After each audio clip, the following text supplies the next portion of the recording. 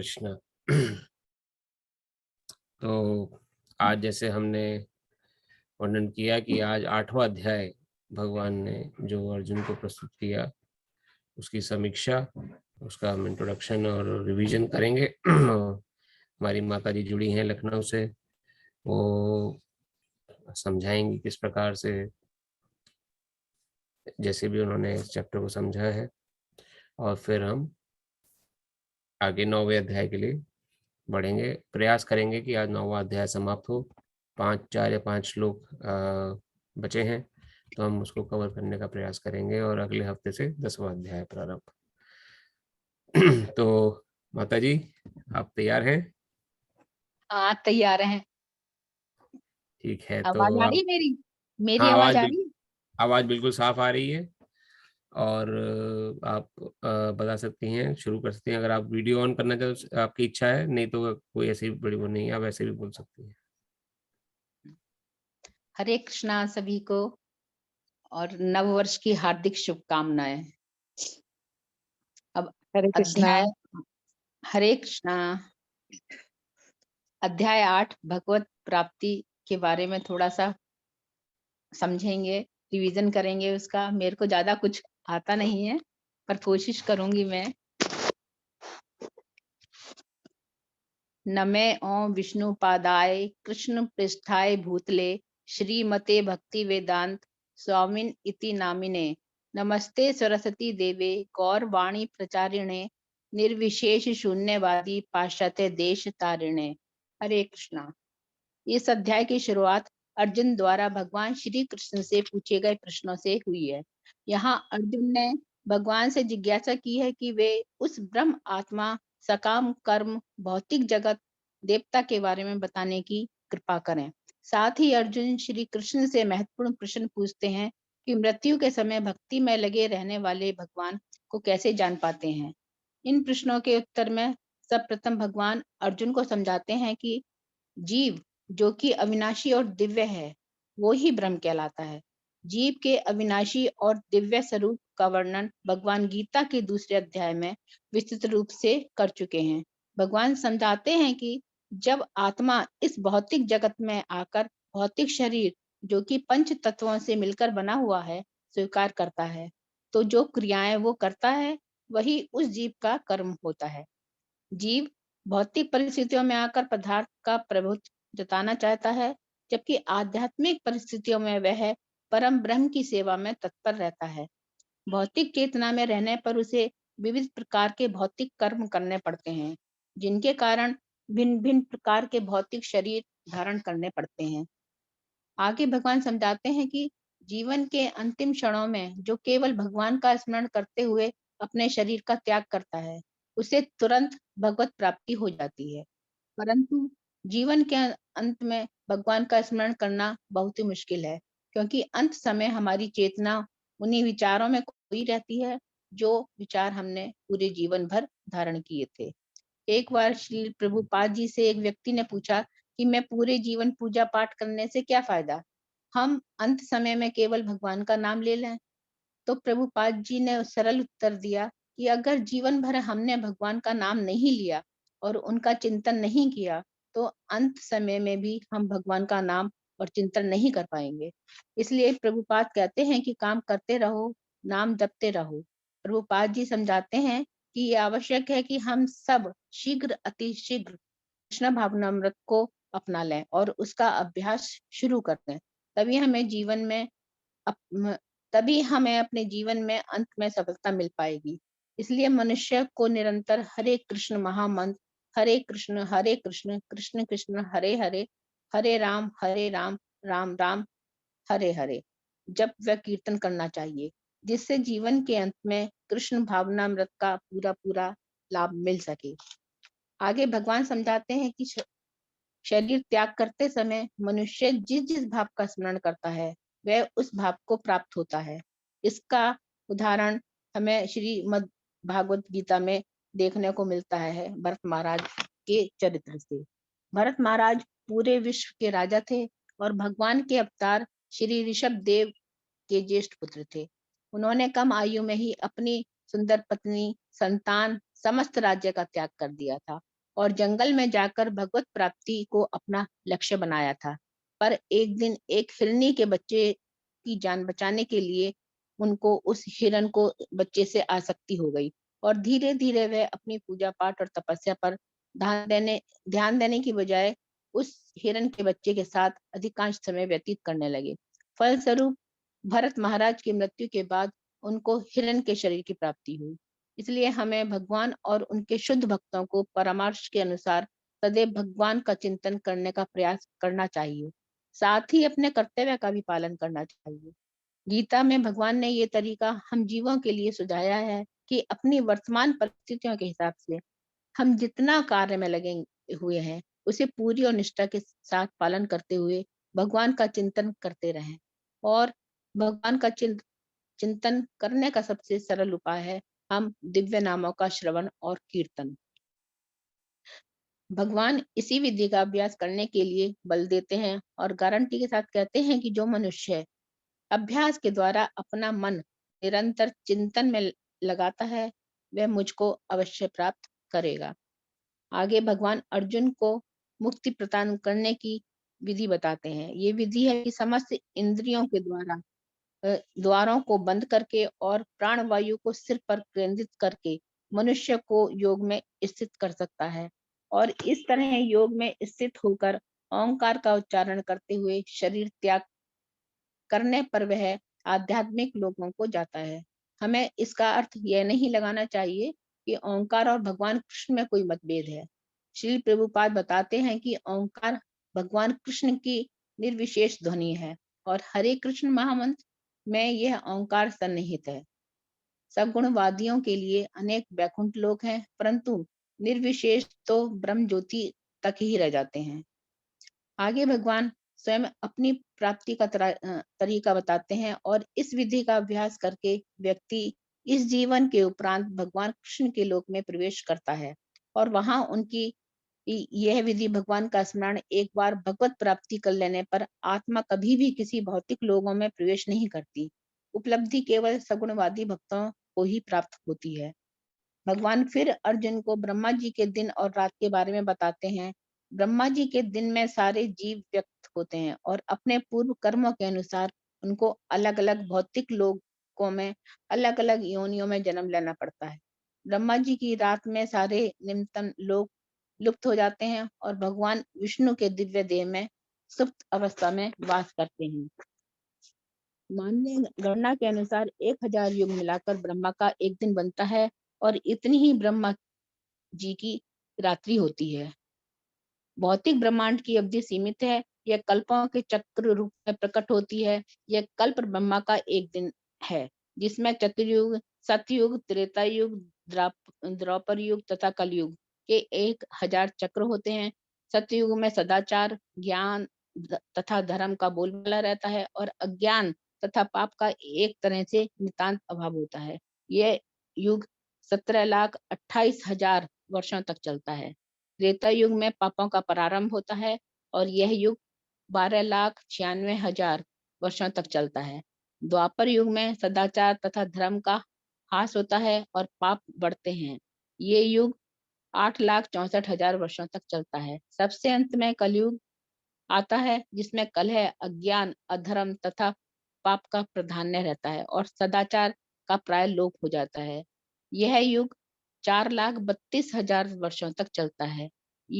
इस युग में पाप यहाँ तक बढ़ जाते हैं कि इस युग के अंत में भगवान स्वयं कल्कि का अवतार धारण करते हैं, असुरों का संहार करते हैं, भक्तों की रक्षा करते हैं और दूसरे सतयुग का प्रारंभ होता है।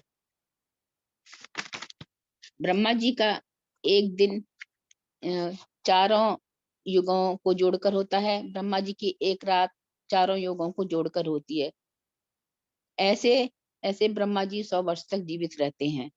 इसके अलावा एक अव्यक्त प्रकृति है जो शाश्वत है और कभी न नाश होने वाली है। यह परा प्रकृति कहलाती है और जब समस्त भौतिक जगत का नाश हो जाता है, तब भी इस परा प्रकृति का नाश नहीं होता। इसके बाद भगवान अर्जुन को विभिन्न कालों के बारे में बताते हैं, जिनमें प्राण त्याग करने के बाद व्यक्ति इस संसार में पुनः आता है अथवा नहीं आता है, भगवान उन मार्गों के बारे में भी बताते हैं जिनसे जाकर मनुष्य फिर इस भौतिक जगत में आता है अथवा नहीं आता। ये है प्रकाश का मार्ग एवं अंधकार का मार्ग। परंतु भगवान अर्जुन के माध्यम से समस्त भक्ति योगियों को परामर्श देते हैं कि वे प्रकाश एवं अंधकार के मार्ग से मोहित नहीं होते। उनके लिए किसी काल में प्राण त्यागना भी कोई विशेषता नहीं रखता, क्योंकि भक्ति योगी सदैव कृष्ण के स्मरण एवं चिंतन में लगे रहते हैं। फिर वो जिस काल में भी प्राण त्यागें, उन्हें फर्क नहीं पड़ता और उन्हें भगवत प्राप्ति हो जाती है। भक्त योगी को अलग से वेदाध्ययन, तपस्या, दान, दार्शनिक तथा सकाम कर्म करने से प्राप्त होने वाले फलों से वंचित नहीं होना पड़ता। वह मात्र भक्ति संपन्न करके इन समस्त फलों की प्राप्ति कर लेता है। हरे कृष्णा।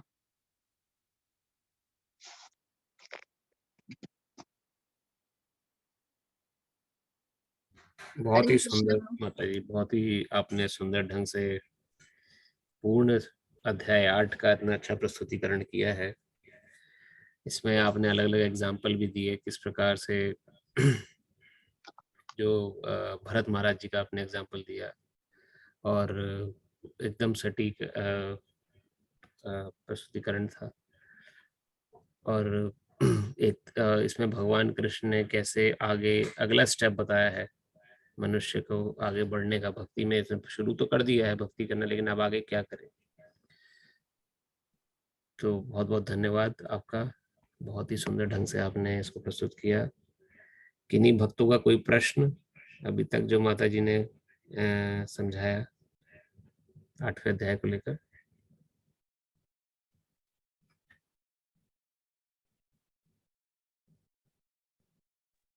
धन्यवाद माता जी, बहुत अच्छी तरह समझाया, बहुत अच्छी तरह समझाया। हरे कृष्ण। Thank Hare you. हरे कृष्णा प्रभु जी। हरे कृष्णा प्रभु। इस चैप्टर के या प्रीवियस चैप्टर के वो आपकी आवाज थोड़ी सी लो आ रही है, मुझे ही आ रही है कि सभी को आ रही है सर? आई थिंक मैं काफी दूर से बोल रहा हूँ। लो आ रही है। हरे कृष्णा प्रभु जी, अभी आवाज आ रही है? हाँ अभी साफ हो गई प्रभु। प्रभु जी, इस चैप्टर के अगर नोट्स मिल जाए, सारांश ऐसे कहीं राइटिंग में मिले तो इट विल बी बेटर। हाँ तो उसके लिए प्रभु हम ये कर रहे हैं कि जो जितने भी हमने अभी 8वें अपने चैप्टर्स किए अभी तक ना, उसको एक मैं गूगल ड्राइव पर हम सारे नोट्स जितने भी आपने बनाए या और बाकी भक्तों ने जो बनाया ना, उनको एक लोकेशन पे गूगल ड्राइव पे रखने का प्रोग्राम है। वो गूगल ड्राइव का लिंक मैं अपने ग्रुप में शेयर कर दूंगा, तो उसमें ये रिकॉर्डिंग भी होंगी। रिकॉर्डिंग तो नॉर्मली हमारी यूट्यूब पर है ही वैसे भी, तो आप जैसे 8वां अध्याय फिर से सुनना चाहते हैं तो जैसे माता जी ने समझाया तो फिर से उस रिकॉर्डिंग में जाके आप कर सकते हैं। और जो नोट्स हैं वो नोट्स जितने भी हमारे पास नोट्स हैं वो नोट्स मैं गूगल ड्राइव पे रख दूंगा, जिससे कि आपको उस माध्यम से भी आपको सहायता मिल जाएगी। तो थोड़ा सा मुझे समय दीजिए ये सारे नोट्स कलेक्ट करने का, और फिर मैं गूगल ड्राइव पे डाल के वो लिंक शेयर कर दूंगा। ठीक है प्रभु? ठीक है प्रभु जी। हरे कृष्णा। हरे कृष्णा। तो माता जी का पुनः बहुत बहुत धन्यवाद। आपने बड़े सुंदर ढंग से 8वां अध्याय, जो कि अपने आप में एक बहुत ही इम्पोर्टेंट सेक्शन है, उस अध्याय का नाम ही है भगवत प्राप्ति, कैसे भगवान को प्राप्त किया जाए। अब लोगों के मन में जिज्ञासा रहती है कि भगवान को प्राप्त करना है, तो भगवान को प्राप्त करने के लिए, या भगवान को प्राप्त करना चलिए दूर की बात है, पहले तो भगवान पे विश्वास होना बहुत बड़ी बात है। तो यहाँ भगवान कृष्ण वर्णन कर रहे हैं, अलग अलग माध्यम से आपने समझा होगा कि किस प्रकार से उच्च लोगों की प्राप्ति होती है। अब ये हमें क्यों जानना है, थोड़ा सा मैं ऐड करूंगा जो माता जी ने बोला, बाकी सब कुछ उन्होंने पहले ही कवर कर दिया था, उनके तरफ से काफ़ी कुछ कवर हो चुका है, लेकिन थोड़ा सा मैं उसमें पॉइंट्स ऐड करता हूँ जो कि थोड़े सेलियंट पॉइंट समझने वाले हैं कि हम वास्तव में ये प्रोसेस क्यों कर रहे हैं, क्यों फॉलो कर रहे हैं भगवत गीता, क्यों हम भक्ति क्षेत्र में आगे बढ़ने का प्रयास कर रहे हैं, क्या कारण है इसका। हमारे पास क्या कामकाज की कमी है, या हमारे पास समय बहुत ज़्यादा है जो हम पूजा पाठ में लगे हुए हैं, या हम इतना समय दे रहे हैं। आप इतना अपने संडे का 1 घंटा निकाल रहे हैं, 1 डेढ़ घंटा, 1 घंटा तो खैर 1.5 घंटा ही लग जाता है, 1.5 घंटा से 2 घंटे आप निकाल रहे हैं संडे को, क्या आपके पास खाली समय है? 1.5 घंटे में कुछ भी कर सकते थे आप। तो वास्तव में ये कोई भी साधारण बुद्धिमान जीव होगा वो सोचेगा कि अगर कि ये हमारे जो जीवन है, ये जो जीवन चल रहा है इस समय, इसको थोड़ा सा मनन करें, अगर हम सोचें तो ये जीवन किस दिशा में जा रहा है, where towards which direction we are going. हमारा क्या उद्देश्य खाली 8 से 5 की जॉब करना ही है, या हमारा उद्देश्य खाली पैसा इकट्ठा करना, प्रॉपर्टी बनाना, बैंक बैलेंस इकट्ठा करना, बस यही इसीलिए हम पैदा हुए थे? क्या इसीलिए संसार में आए हैं कि खूब पैसा इकट्ठा हो जाए, खूब नाम शोहरत हो जाए, सिक्योरिटी हो जाए, फ्यूचर सिक्योरिटी हो जाए और सब हो जाए? आखिर हम जा किस तरफ रहे हैं, किस तरफ हमारा गति हो रही है? एक साल पे दूसरा साल, अब जैसे कई लोग होते हैं ना, साल नया साल आता है तो रेजोल्यूशन लेते हैं। नेक्स्ट ईयर का क्या रेजोल्यूशन है आपका, क्या आपने मन में ठानी है कि अगले साल क्या करेंगे? तो रेजोल्यूशन ये होता है कई लोगों का कि रेजोल्यूशन तो बना लेते हैं मगर उस पर अमल नहीं हो पाता है। तो साल दर साल बीते जा रहे हैं, ऐसे बीते बीते 40, 45, 50, 60 साल बीत चुके हैं। किसी तरफ तो आगे बढ़ रहे हैं हम, और ये जो साल बीते जा रहे हैं, एक दिन ऐसा आएगा कि संसार में भी हमें रहने नहीं दिया जाएगा, कोई ना कोई कारण। क्योंकि हमने देखा कि ऐसा क्यों हम सोच रहे हैं कि रहने नहीं दिया जाए, क्योंकि हम आसपास देख रहे हैं, देखो सभी लोग, कोई ना कोई, हर कोई संसार पलायन करके जा रहा है। इससे डरने की आवश्यकता नहीं है, ये कोई भय नहीं, ये सत्यता है, ये वास्तविकता है, इसको हमें स्वीकारना चाहिए। हमें उस कबूतर की तरह जीवन नहीं जीना है जो कि बिल्ली को देखकर आंखें बंद कर लेता है और सोचता है कि बिल्ली तो है ही नहीं। ये मूर्खता है। इस मूर्खता में अगर हम जीवन जिएंगे कि बिल्ली तो है ही नहीं, आंखें बंद कर ली हमने, तो क्या बिल्ली दबोचेगी नहीं अब कबूतर को? फिर भी दबोचेगी, चाहे हम आंखें बंद करें चाहे ना करें। तो भगवान इस अध्याय में ये बता रहे हैं कि कैसे हम अपना जीवन उस बिल्ली से बचा सकते हैं जो हमारी तरफ निरंतर बढ़ रही है।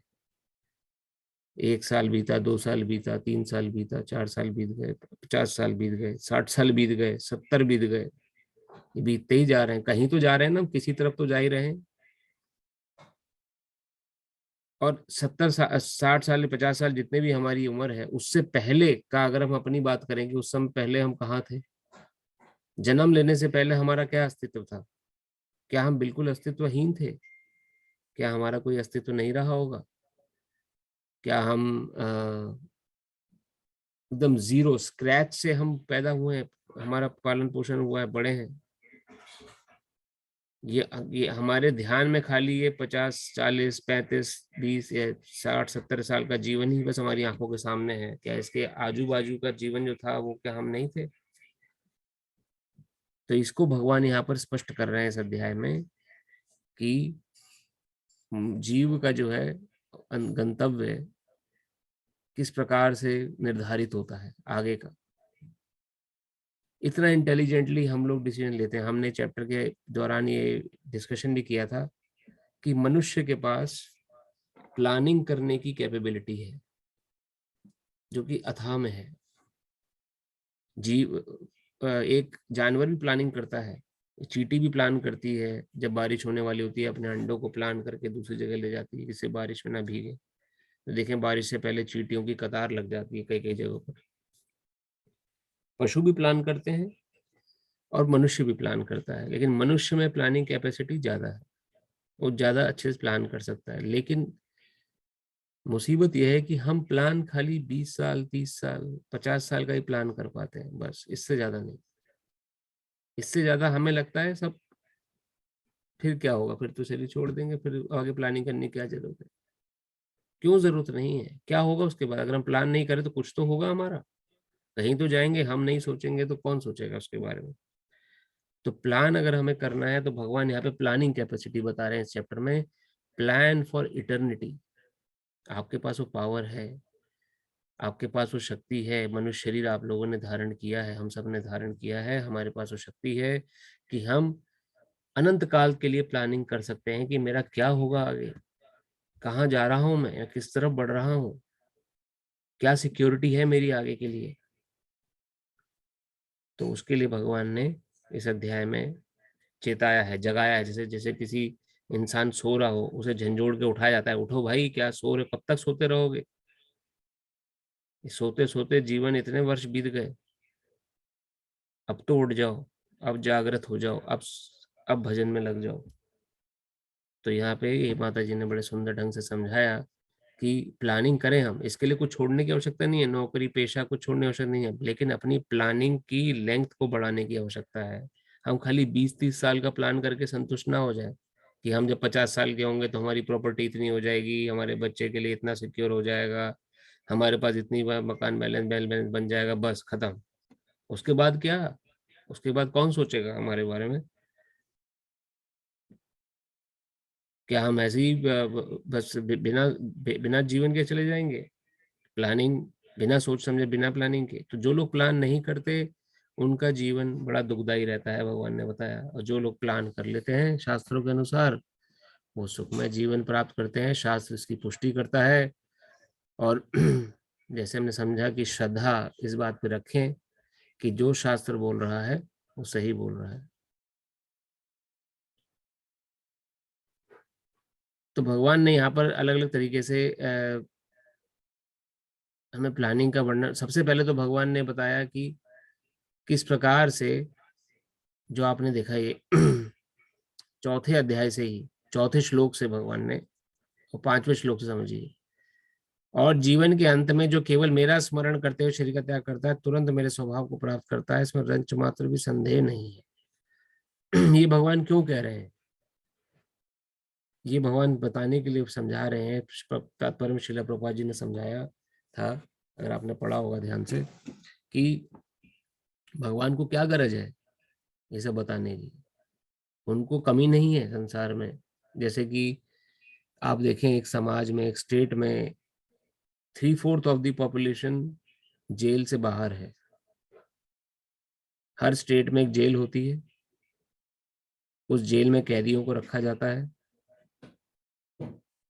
जितनी पॉपुलेशन जेल के अंदर है कैदियों की, उसकी 3 गुना पॉपुलेशन जेल से बाहर होती है।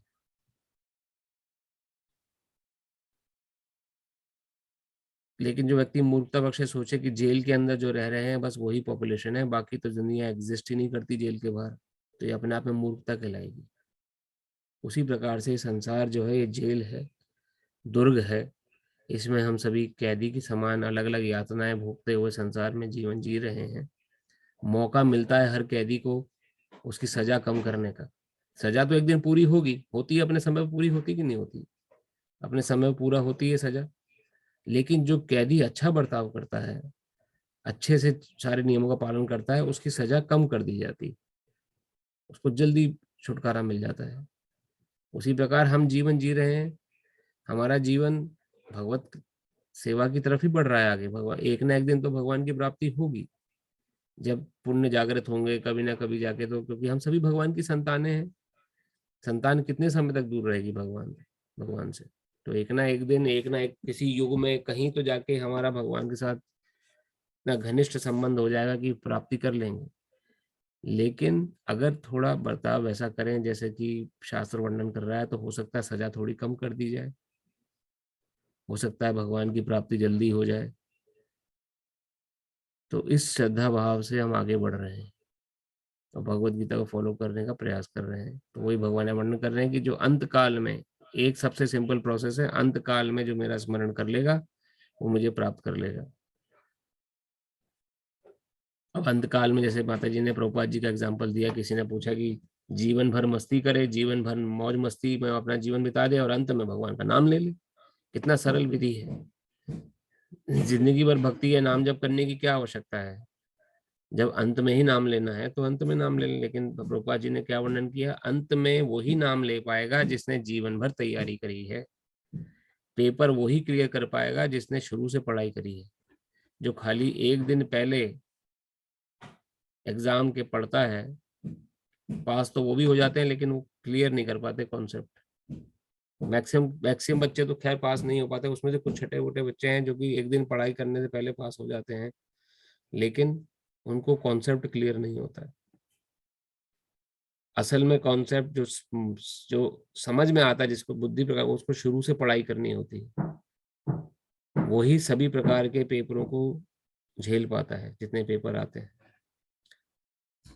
उसी प्रकार से हम सबकी परीक्षा एक दिन होनी है, कोई बच नहीं सकता, वो परीक्षा है। उस परीक्षा में कौन वो परीक्षा यही है कि अंत समय में किसका स्मरण होगा। अंत समय में अगर प्रॉपर्टी, अपने परिवार, अपना संसार की किसी भी वस्तु का स्मरण हुआ तो फिर से संसार में आ जाएंगे लौट के। जिसका स्मरण होगा अंत काल में, उसी वही आगे का गंतव्य हमारा निर्धारित कर रहा है। पुरुष का स्त्री का स्मरण करता है तो स्त्री शरीर प्राप्त कर लेगा, स्त्री पुरुष का स्मरण करती हैं तो पुरुष शरीर प्राप्त कर लेंगे।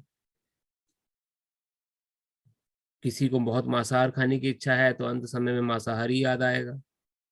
तो किसी ऐसे पशु का शरीर धारण कर लेगा जो कि मांस खाने वाले पशु हैं।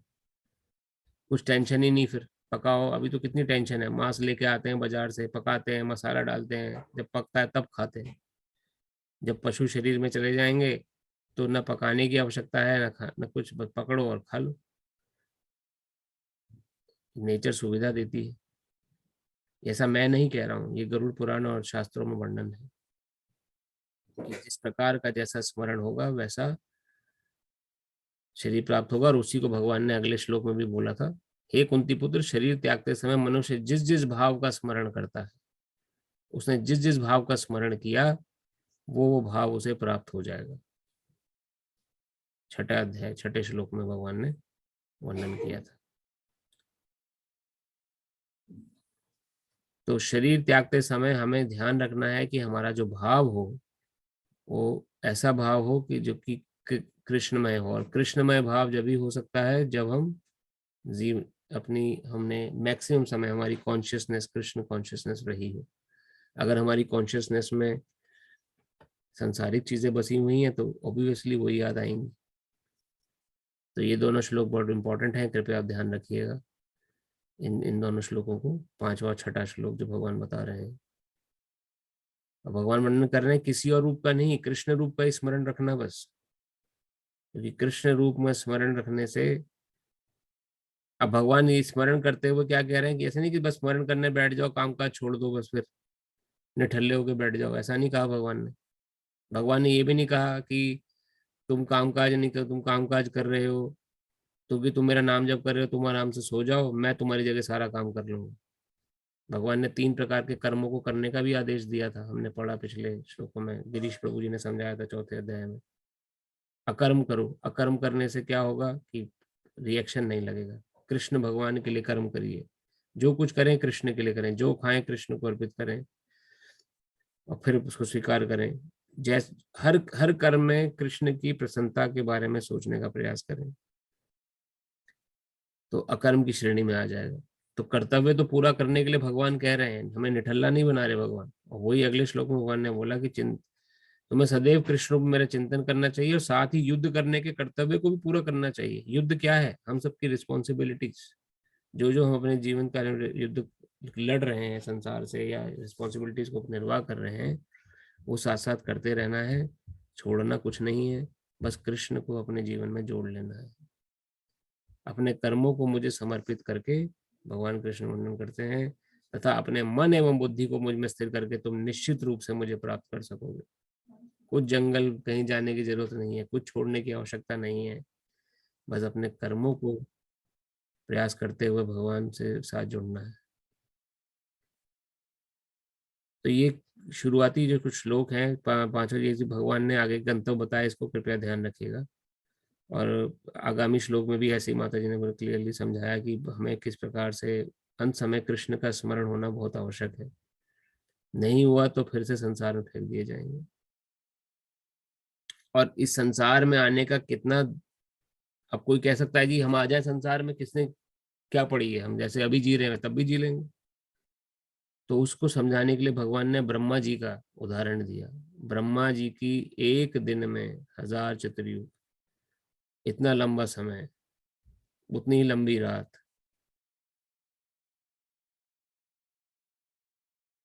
और इस ऐसे ऐसे ब्रह्मा जी के 100 वर्ष गिनती नहीं कर पाएंगे, इतना समय बाद दोबारा मौका मिलेगा भगवान की भक्ति करने का। क्योंकि भक्ति होती है सिर्फ मनुष्य शरीर में, और मनुष्य शरीर मिलता है 84 लाख योनियों में गुजरने के बाद। अब जो मनुष्य शरीर हम सबको मिला हुआ है, ये हम 84 लाख योनियां, हो सकता है कई कई हम में से ऐसे होंगे जो पूरी 84 लाख योनियां भोग कर आए होंगे। कुछ ऐसे लोग भी होंगे हम में से जिनको तुरंत मनुष्य शरीर मिल गया होगा, क्योंकि पिछले जन्म के कर्म अच्छे रहे होंगे। कोई भी परमिटेशन हो सकती है। कुछ ऐसे लोग भी होंगे जिनको कि अगला जन्म फिर मनुष्य का लेना पड़ेगा, तुरंत भगवत प्राप्ति हो जाएगी उनको।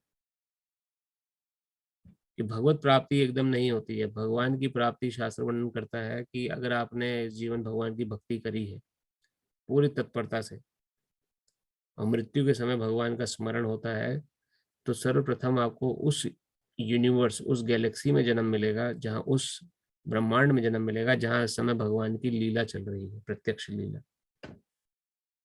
क्योंकि भगवान की लीला जो है वो सभी ब्रह्मांडों में चल, किसी न किसी ब्रह्मांड में इस समय भगवान माखन चोरी कर रहे हैं, किसी न किसी ब्रह्मांड में भगवान इस समय द्वारका लीला कर रहे हैं। कहीं ना कहीं तो भगवान की लीला चलती है, चल रही है इस समय। किसी हमारे ब्रह्मांड में समाप्त हो चुकी है 5000 वर्ष पहले, लेकिन किसी दूसरे ब्रह्मांड में भगवान की लीला चल रही है। तो अगर हमने बहुत अच्छे से भक्ति करी संसार में, कोई भाव और प्रेम तक उठ गए, आसक्ति रुचि भाव प्रेम तक आ गए, तो हमें उस ब्रह्मांड में जन्म मिलेगा जिस ब्रह्मांड में भगवान की लीला इस समय स्फुरित है, चल रही है। वहां पर जिस भाव में हम भगवान के साथ जुड़े होंगे, वो भाव का हमें शरीर मिल जाएगा, और उस जन्म के बाद फिर भगवत धाम की प्राप्ति होती है। ये ऊर्ध्वगामी प्रोसेस है, ऊपर जाने का प्रोसेस है। और नीचे गिरने का प्रोसेस का तो कोई वो है नहीं। नीचे आप भक्ति ना करिए, फिर तो जैसा मन का भाव बनेगा उस हिसाब से अगला शरीर मिल जाएगा। और अगले शरीर में वो इस जन्म, इस ब्रह्मांड का भी हो सकता है किसी दूसरे ब्रह्मांड का भौतिक शरीर हो, मिलेगा भौतिक शरीर। जो बुद्धिमान व्यक्ति है वो इन बातों को श्रद्धा पूर्वक अपना के अपने जीवन को कृष्णमय बनाने का प्रयास करता है। जो नहीं कर पाते वो ब्रह्मा जी के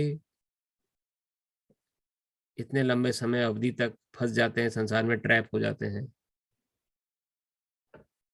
ये शास्त्र वर्णन कर रहा है। सनातन धर्म के अनुसार भगवत गीता जो हमें ज्ञान दे रही है, वो हमें इससे चेता रही है, जगा के उठा रही, भैया ये जग जाओ, अब भी जग जाओ।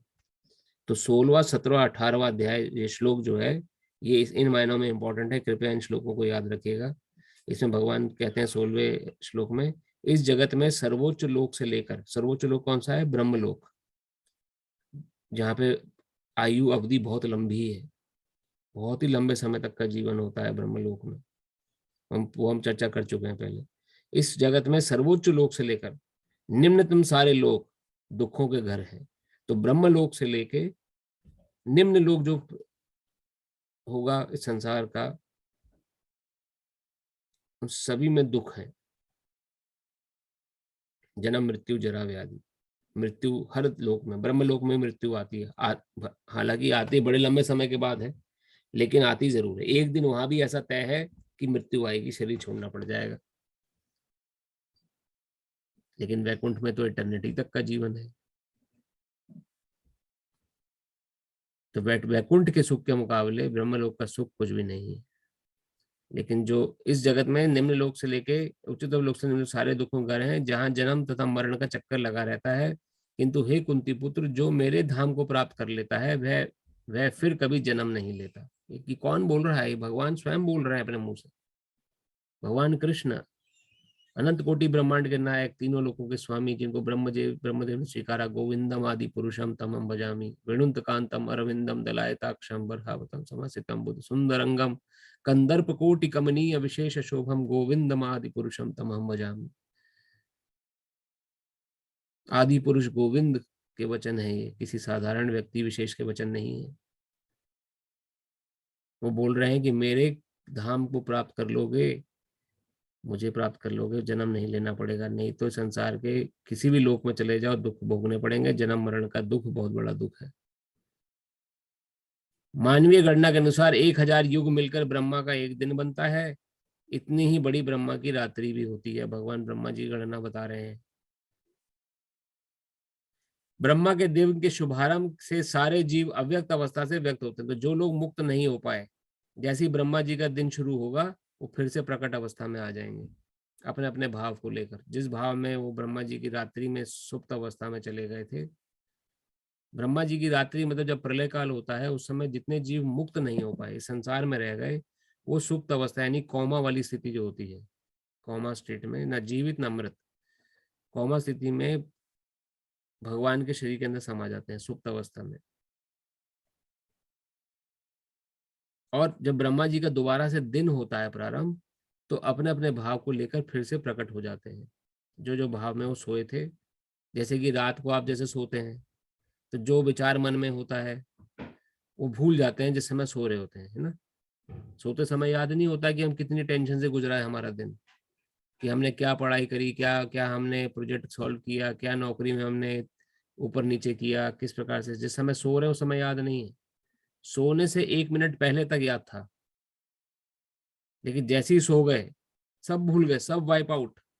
ये भी नहीं पता कि मैं कौन हूं, ये भी नहीं पता कि मेरा परिवार कौन है। सोते समय इस परिवार से, संसार से इतना लगाव होता है, लेकिन जिस समय सो रहा है इंसान, उस समय ना उसे परिवार की चिंता है, ना उसे पुत्र पुत्री की चिंता है, ना उसे पत्नी या समाज परिवार की चिंता है, ना उसे घर बार की चिंता है, ना उसे अपनी प्रॉपर्टी की चिंता है। कुछ चिंता नहीं है, सो रहा है आराम से। ना उसे ज्ञान है इस बात का, लेकिन जैसे ही उठेगा फिर से ज्ञान हो जाएगा उसे। जो प्रॉब्लम उसने छोड़ी थी एक दिन पहले, वो फिर से वो प्रॉब्लम सामने आ जाएगी। सब उसी प्रकार से जब संसार का क्षय होता है, प्रलय होती है, तो जिस अवस्था में हम छोड़ के गए थे उसी अवस्था में उठते हैं। वही भगवान यहाँ वर्णन कर रहे हैं। ब्रह्मा के दिन के शुभारंभ में सारे जीव अव्यक्त अवस्था से व्यक्त होते हैं, और फिर जब रात्रि आती है तो पुनः अव्यक्त में विलीन हो जाते हैं। जब जब ब्रह्मा का दिन आता है तो सारे जीव प्रकट होते हैं, और ब्रह्मा की रात्रि होते ही वे असहायवत विलीन हो जाते हैं। भगवान कह रहे हैं असहायवत, हम नहीं चाहते हम विलीन हो, लेकिन रोक नहीं सकता कोई हमें विलीन होने से। असहाय अवस्था रहती है उस समय बिल्कुल एकदम। ये मैं नहीं कह रहा हूं, फिर आपको याद दिलाऊं, भगवान की वाणी है, स्वयं कृष्ण बोल रहे हैं बातें।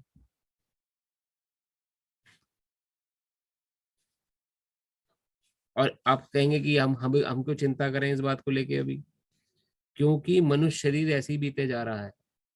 अगला मनुष्य शरीर, इस मनुष्य शरीर में भक्ति नहीं हुई तो संसार में तो आना पड़ जाएगा। और दोबारा कब मिलेगा मनुष्य शरीर, क्या पता उस समय मिल जाए जिस समय प्रलय होने वाली हो। क्या पता उस समय शरीर मिल जाए जिस समय ये संसार का अव्यक्त और व्यक्त का खेल खत्म होने वाला हो। तब कुछ नहीं कर पाएंगे, असहाय अवस्था में देखते रह जाएंगे, बस पता भी नहीं लगेगा, वाइप्ड आउट हो जाएंगे एकदम। संसार में ये सब चल रहा है, कौन बताएगा ये सब बातें, हमें किसी को पता है, किसी को विश्वास ही नहीं है। लेकिन जो शास्त्रों पर विश्वास रख के सीरियसली कर्मठता से, एकदम दृढ़ता से, निष्ठावान होके भक्ति में लगे हैं, वो इन बातों को एज इट इज अपनाते हैं और उसके अनुसार जीवन जीते हैं। कम से कम वो रिस्क तो नहीं रहता कि हमने फॉलो नहीं किया, अब अगर फेल हो गए तो कोई बात नहीं। अब अगर फेल हो गए तो हम कहने को तो होंगे हमने भगवान की बताई बात को फॉलो किया था, लेकिन फिर भी सफल नहीं हो। कम से कम फॉलो तो करें, एक बार अपनाए तो सही बातें जीवन में। क्यों भगवान कह रहे हैं करने को, स्मरण करो मुझे, भगवान कहते हैं क्यों, क्योंकि उससे हम हो सकता है भगवान को प्राप्त कर ले। स्मरण करने के बाद भी प्राप्त ना कर पाए तो फिर दोष भगवान को तोड़ जाता है। भगवान हमने स्मरण किया, जैसा आपने बताया स्मरण किया, लेकिन फिर भी आपकी प्राप्ति नहीं। और ये आज तक नहीं देखा गया कि भगवान ने अपना कर्तव्य ना निभाया हो। जिसने स्मरण किया है उसका बेड़ा पार हुआ है। शास्त्र में अनगिनत कथाएं हैं, अनगिनत हिस्ट्री है इन बातों की। क्योंकि जिसका नाम आप ले रहे हो उस नामी को चिंता रहती है कि नाम ना हो बदनाम, नाम मेरा बदनाम ना हो जाए किसी कारणों से। तो ये तो भगवान ने बताई वो प्रकृति के बारे में जो संसारिक प्रकृति है, जो कि विलय होती है, फिर व्यक्त होती है, फिर अव्यक्त होती है। एक इससे परे जो इसके एकदम अपोजिट प्रकृति कौन सी बता रहे हैं भगवान, इसके अतिरिक्त एक अन्य अव्यय प्रकृति है जो शाश्वत है और इस अव्यक्त और अव्यक्त पदार्थ से परे है। यह परा श्रेष्ठ और कभी ना नाश होने वाली है। जब इस संसार का सब कुछ लय हो जाता है तब भी उसका नाश नहीं होता। तो इमेजिन करिए एक ऐसा वर्ल्ड, नीचे सारा वर्ल्ड जलमग्न हो गया है लेकिन वो वर्ल्ड अभी भी इंटैक्ट है, कुछ नहीं होगा उसको। स्पिरिचुअल वर्ल्ड, वैकुंठ जगत, अगर वहां हम पहुंच गए तो फिर इस संसार में जन्म मन मृत्यु के चक्कर से परे पहुंच जाएंगे।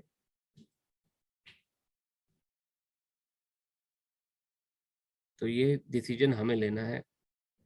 भगवत गीता हमें चेता रही है कि आप डिसीजन लो। जितना जल्दी जो सीरियस होगा उतना जल्दी डिसीजन लेगा। सीरियसनेस का खेल है। जितना जल्दी श्रद्धा भाव से आप उसको लेकर आगे बढ़ेंगे उतना जल्दी आगे बढ़ पाएंगे। इसको थोड़ा सा हमने इसलिए समझाया क्योंकि ये बहुत ही इंपॉर्टेंट चैप्टर है। इसमें साक्षात इस चैप्टर में भगवान ने प्रत्यक्ष बताया है कि क्या होगा हमारा अगर हमने भक्ति नहीं करी और क्या होगा हमारा अगर हमने भक्ति कर ली भगवान की। तो जो समझदार व्यक्ति है वो अपना सांसारिक कार्य करता रहेगा, साथ साथ ये चीजें भी अपने साथ जोड़ लेगा। उसको कोई छोड़ना छाड़ना नहीं है, उसको सिर्फ जो नियम कानून भगवान ने बताया और नियम कानून के अनुसार जीवन जीना है। जा क्या रहा है हमारे हाथ से? कुछ नहीं जा रहा। सिर्फ नाम जप करना है, भगवान का कीर्तन करना है, श्रवण आदि कथाओं का श्रवण करना है, उनका स्मरण करना है और मृत्यु के समय में उनका स्मरण अपने आप हो जाएगा। और मृत्यु के समय स्मरण हो गया तो मिल गए भगवान, वैकुंठ लोक सामने है। और नहीं मिल पाए तो फिर कब मिलेंगे पता नहीं। तो इन सब चीजों को आप समझें। इसी प्रार्थना के साथ हम लोग माता जी ने बहुत सुंदर तरीके से अध्याय को पहले ही समझा दिया है। थोड़ा सा मुझे एडिशनली 2-3 पॉइंट पे स्ट्रेस देना था क्योंकि ये पॉइंट थोड़े से इंपॉर्टेंट है। और इन श्लोकों को आप ध्यान रखें, ऊपर के 5वां, 6ठा, 7वां श्लोक जिसमें भगवान ने बताया कि कैसे जो जीव है वो शरीर त्यागते समय जिसका स्मरण करेगा वैसा ही भाव प्राप्त करेगा। और निम्न यहाँ पे जो 17, 18, 19, 20 ये 4 श्लोक जो है, कम से कम इन 5 श्लोकों को, 6 श्लोकों को अपने जीवन में हमेशा ध्यान रखें। तो इससे कभी भी आपको आपकी गाड़ी पटरी से उतरेगी नहीं। हमेशा सही दिशा में आप चलते रहेंगे क्योंकि ध्यान रहेगा कि क्या क्या भगवान ने बोला है। ठीक है, प्रभु जी एक तो सवाल है मुझे।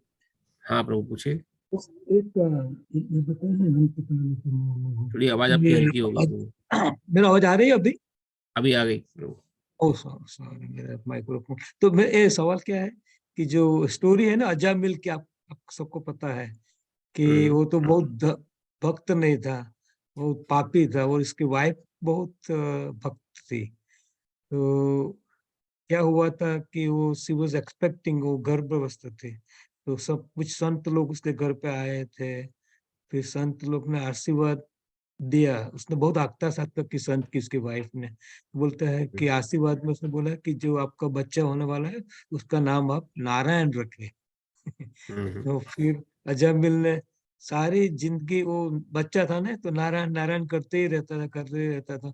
अंत काल में भी उसकी डेथ आने वाली थी तब भी वो नारायण, मेरा नारायण किधर गया। तो उससे तो उसको मोक्ष मिल गया था, उसको स्वर्ग में।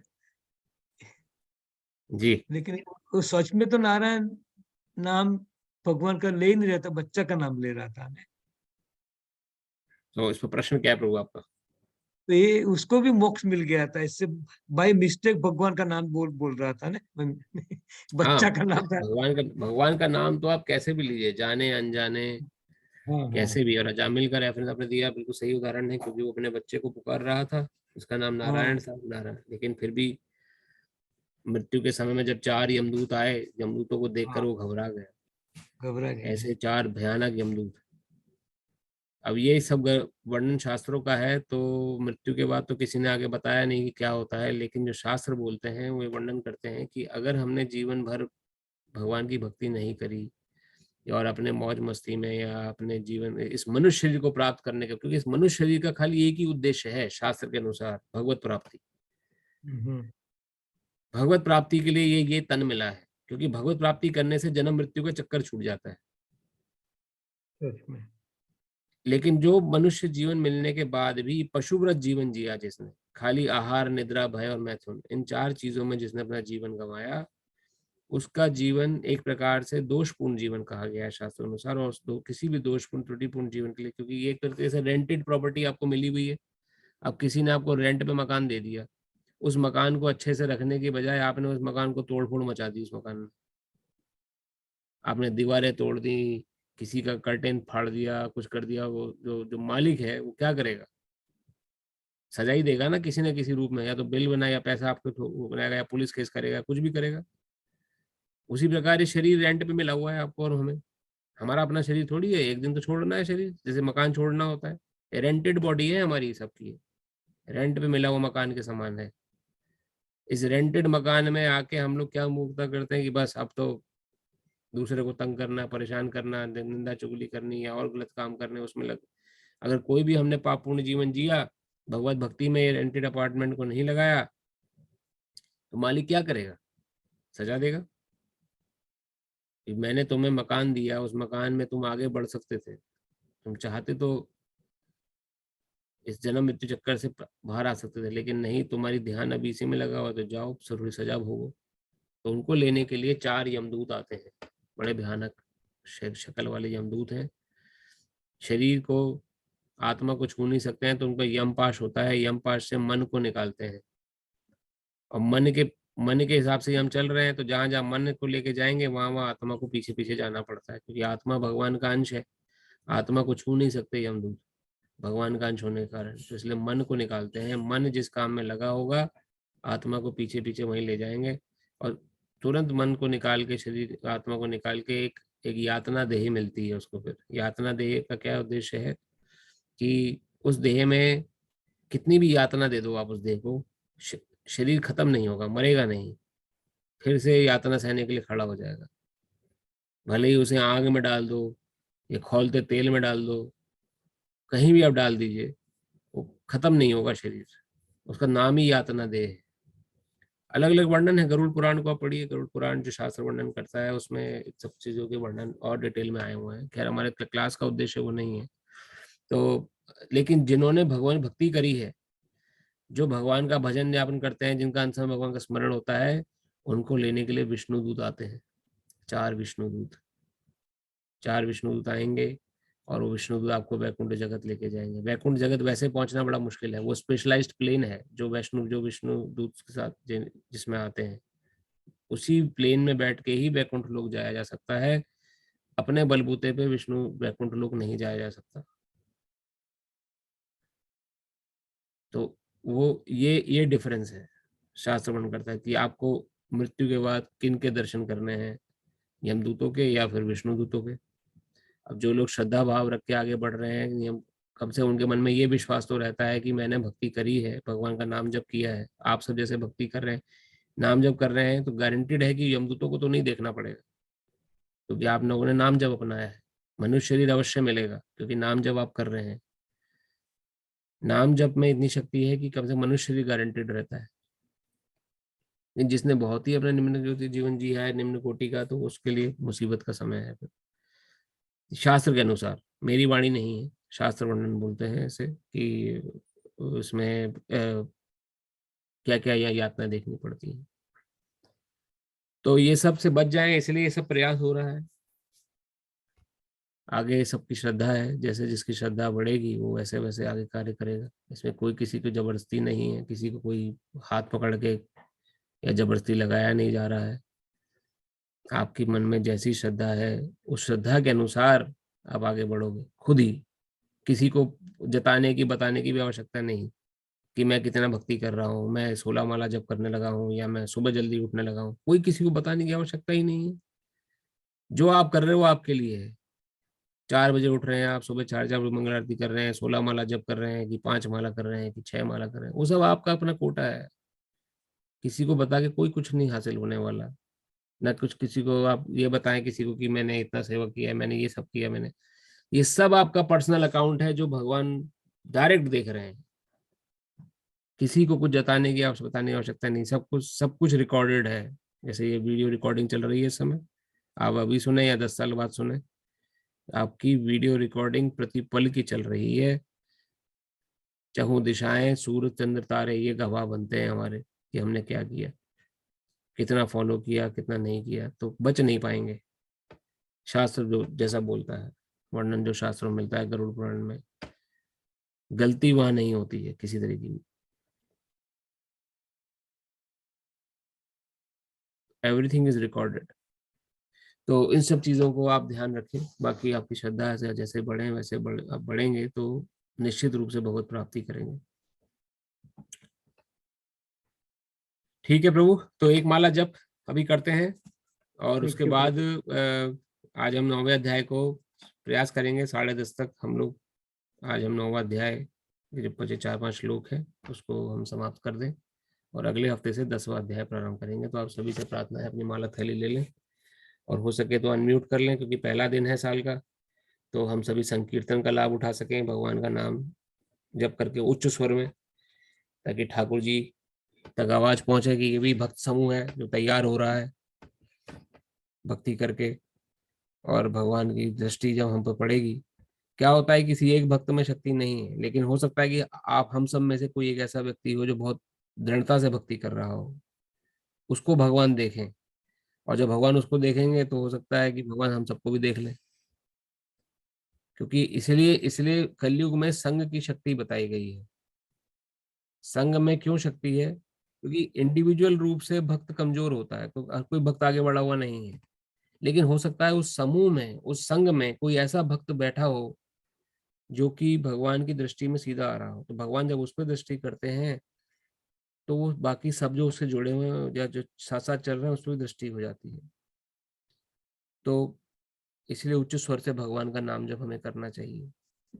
नाम जप करने से हमारे पाप कर्म खत्म होते हैं, और पाप कर्म खत्म होने से हमारे अनर्थ निपटते हैं, और अनर्थ निपटने से हमारी श्रद्धा निष्ठा बनती है, और निष्ठा से आसक्ति भाव रुचि तक हम पहुंच पाते हैं। ठीक है, तो आज फर्स्ट ईयर है, इंग्लिश कैलेंडर के हिसाब से फर्स्ट डे है, तो आप अनम्यूट करके संकीर्तन रूप से हम लोग नाम जप करेंगे, उसके बाद 9वां अध्याय प्रारंभ करेंगे। नमो विष्णुपदाय कृष्ण पृष्ठाय भूतले श्रीमते नवयोगेन्द्र स्वामिनीति नामिने नमस्ते प्रभुपाद देवे नाम संकीर्तन प्रचारिणे निर्विशेष शून्यवादी समस्त देशतारिणे। नमो विष्णुपदाय कृष्ण पृष्ठाय भूतले श्रीमते भक्ति वेदांत स्वामिनीति नामिने नमस्ते सरस्वती देवे गौरवाणी प्रचारिणे निर्विशेष शून्यवादी पाश्चात्य देश तारिणे। जय श्री कृष्ण चैतन्य प्रभु नित्यानंद श्री अद्वैत गदाधर श्रीवासादि गौर भक्त वृंदा।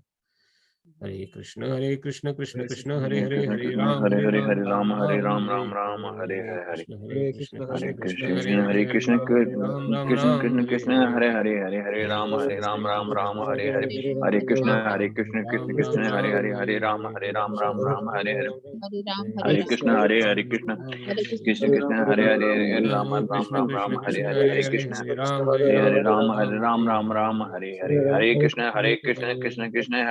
हरे राम हरे कृष्ण हरे हरे हरे हरे कृष्ण हरे हरे राम हरे राम हरे हरे हरे कृष्ण कृष्ण कृष्ण हरे हरे राम राम हरे हरे कृष्ण कृष्ण कृष्ण कृष्ण हरे राम हरे हरे कृष्ण कृष्ण हरे राम राम हरे कृष्ण कृष्ण हरे राम हरे कृष्ण हरे राम हरे कृष्ण कृष्ण कृष्ण हरे राम हरे राम हरे कृष्ण कृष्ण कृष्ण हरे राम राम राम हरे हरे, हरे कृष्ण कृष्ण कृष्ण हरे राम राम राम हरे हरे, हरे कृष्ण कृष्ण कृष्ण हरे राम राम हरे हरे, हरे कृष्ण कृष्ण कृष्ण हरे राम राम हरे हरे हरे राम राम हरे हरे, हरे कृष्ण कृष्ण कृष्ण हरे राम राम हरे हरे, हरे कृष्ण कृष्ण कृष्ण हरे हरे, हरे राम राम हरे हरे, हरे कृष्ण हरे हरे, हरे राम राम हरे हरे, हरे कृष्ण कृष्ण कृष्ण हरे हरे, हरे राम राम हरे हरे, हरे कृष्ण कृष्ण हरे राम राम हरे हरे, हरे कृष्ण कृष्ण कृष्ण हरे हरे, हरे राम राम हरे हरे, हरे कृष्ण कृष्ण कृष्ण हरे हरे, हरे राम राम हरे हरे, हरे कृष्ण कृष्ण कृष्ण हरे हरे, राम राम हरे हरे, हरे कृष्ण कृष्ण कृष्ण हरे हरे, हरे राम राम हरे हरे, हरे कृष्ण कृष्ण कृष्ण हरे हरे, हरे राम राम हरे कृष्ण हरे कृष्ण कृष्ण कृष्ण हरे हरे, हरे राम राम हरे हरे, हरे कृष्ण कृष्ण कृष्ण हरे हरे, हरे राम राम हरे हरे कृष्ण कृष्ण कृष्ण हरे हरे, हरे राम राम हरे हरे, हरे कृष्ण कृष्ण कृष्ण हरे हरे, हरे राम राम हरे हरे, हरे कृष्ण कृष्ण हरे हरे, हरे राम हरे हरे, हरे कृष्ण कृष्ण कृष्ण हरे हरे, हरे राम हरे राम हरे कृष्ण कृष्ण कृष्ण हरे हरे, हरे राम राम राम हरे कृष्ण कृष्ण कृष्ण हरे हरे, हरे राम राम हरे कृष्ण कृष्ण हरे हरे, हरे राम राम कृष्ण कृष्ण हरे हरे, हरे राम राम हरे हरे, हरे कृष्ण कृष्ण हरे हरे, हरे राम हरे राम हरे राम कृष्ण राम कृष्ण कृष्ण हरे हरे, हरे राम राम राम हरे कृष्ण कृष्ण कृष्ण हरे हरे, हरे राम राम राम हरे कृष्ण कृष्ण कृष्ण हरे हरे, हरे राम राम हरे हरे हरे, कृष्ण कृष्ण कृष्ण हरे हरे, हरे राम राम हरे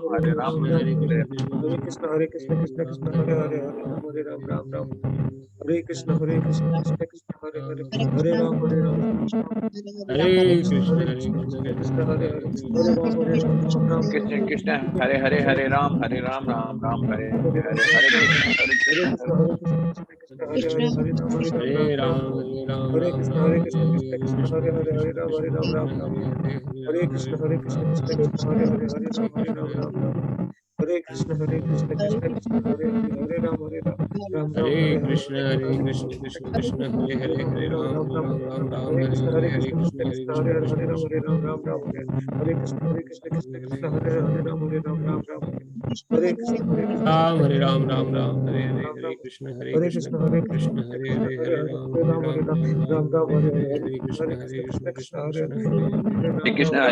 कृष्ण कृष्ण हरे हरे, हरे राम हरे हरे, हरे कृष्ण कृष्ण कृष्ण कृष्ण कृष्ण हरे हरे, हरे राम हरे हरे कृष्ण कृष्ण कृष्ण हरे हरे, हरे राम हरे राम हरे हरे, हरे हरे कृष्ण कृष्ण कृष्ण कृष्ण कृष्ण हरे हरे, हरे राम हरे हरे, हरे कृष्ण कृष्ण कृष्ण कृष्ण हरे हरे, हरे राम हरे हरे, हरे कृष्ण कृष्ण कृष्ण हरे हरे, हरे राम हरे हरे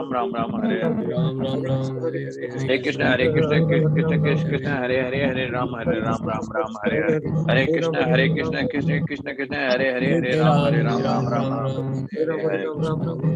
हरे कृष्ण कृष्ण कृष्ण हरे हरे, हरे राम हरे हरे कृष्ण कृष्ण कृष्ण हरे हरे, हरे राम हरे हरे कृष्ण कृष्ण हरे हरे, हरे राम हरे हरे कृष्ण कृष्ण कृष्ण हरे हरे, हरे राम हरे हरे कृष्ण कृष्ण कृष्ण कृष्ण हरे हरे, हरे राम हरे हरे, हरे कृष्ण कृष्ण कृष्ण हरे हरे, हरे राम हरे हरे कृष्ण कृष्ण कृष्ण कृष्ण हरे हरे, हरे कृष्ण कृष्ण कृष्ण हरे कृष्ण कृष्ण कृष्ण हरे हरे, हरे राम हरे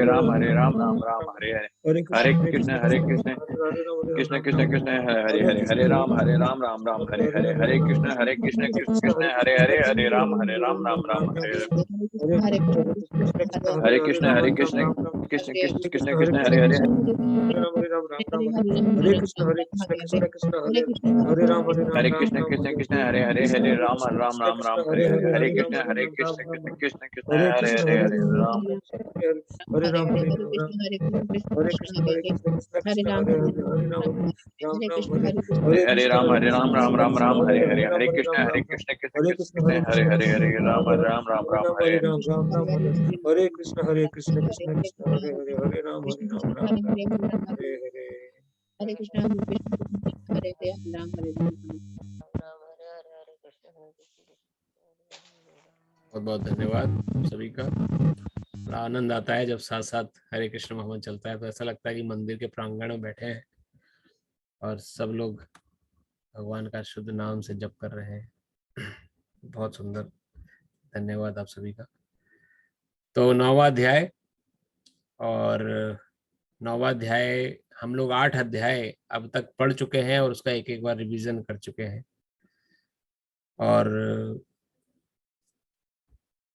मोटे मोटे तौर पे हमें अभी तक, मैं उम्मीद करता हूँ कि समझ में आ रहा होगा कि भगवत गीता का विषय वस्तु क्या है, क्या हमें भगवत गीता बता रही है। तो और किस प्रकार से हम किस दिशा में भगवत गीता को पढ़ रहे हैं, क्या हमारा जीवन का उद्देश्य निर्धारित हो रहा है। तो भगवान ने जितने सुंदर ढंग से अर्जुन को समझाया, अर्जुन के माध्यम से भगवान ने हमें समझाया, तो हम उस समझ के आगे बढ़ रहे हैं। और हम लोगों ने जो श्रृंखला शुरू करी थी अपने रिवीजन की, जो हम पहले पढ़ चुके हैं, वो आज समाप्त भी हो गई। 8 अध्याय जो हम पढ़ चुके थे उसका रिवीजन हो गया है। और एक बार उसको आप दोबारा से अपने नोट्स जो आपने बनाए नोट्स में डाल दूंगा गूगल ड्राइव पर, वो आप पढ़ सकते हैं, ताकि आपके मेन पॉइंट सामने रहें हमेशा। कारण यही है रिवीजन का कि जो मेन जिस्ट है, जो उसका मेन थीम है, जूस है उस चैप्टर का, किसी एक चैप्टर का विषय का, वो हमारे सामने हमें हमेशा स्मरण में रहे, ताकि जो हमें पूरा कनेक्टेड रखे उस चैप्टर से या भगवत गीता से। तो 9वें अध्याय में हम अभी तक जो पढ़ चुके हैं, हम आज 27वां 28 श्लोक हो गया था, 29वें 28वें श्लोक से ही प्रारंभ करेंगे। थोड़ा सा बैक रिविजन कर लेंगे, लेकिन अभी तक जो हम पढ़ चुके हैं 9वें अध्याय में भगवान ने परम गुह्य ज्ञान, 9वां अध्याय जो है वो परम गुह्य, जो छुपा हुआ ज्ञान है, इंपॉर्टेंट नॉलेज है, जो कि आज तक किसी को नहीं दी गई, भगवान अब प्रस्तुत कर रहे हैं। उसमें भगवान ने अभी तक अर्जुन को अलग अलग तरीके से बहुत सारी बातें बताई। इसमें भगवान ने ये वर्णन किया कि इस प्रकार जो दैवी, दो प्रकार की प्रकृतियां हैं, एक तो दैवी प्रकृति है और एक और एक भौतिक प्रकृति है। भौतिक प्रकृति में संलग्न रह के व्यक्ति जो है वो इस भौतिक जगत में ही फंस जाता है, और जो दैवी प्रकृति के संरक्षण में रहते हैं, यानी जो भगवान के बताए हुए मार्ग पे चल रहे हैं, जो चलने का प्रयास कर रहे हैं, प्रयास तक भी जो कर रहे हैं, वो दैवी प्रकृति के कंट्रोल में आ जाते हैं। उनको माया देवी ज्यादा तंग नहीं कर पाती फिर।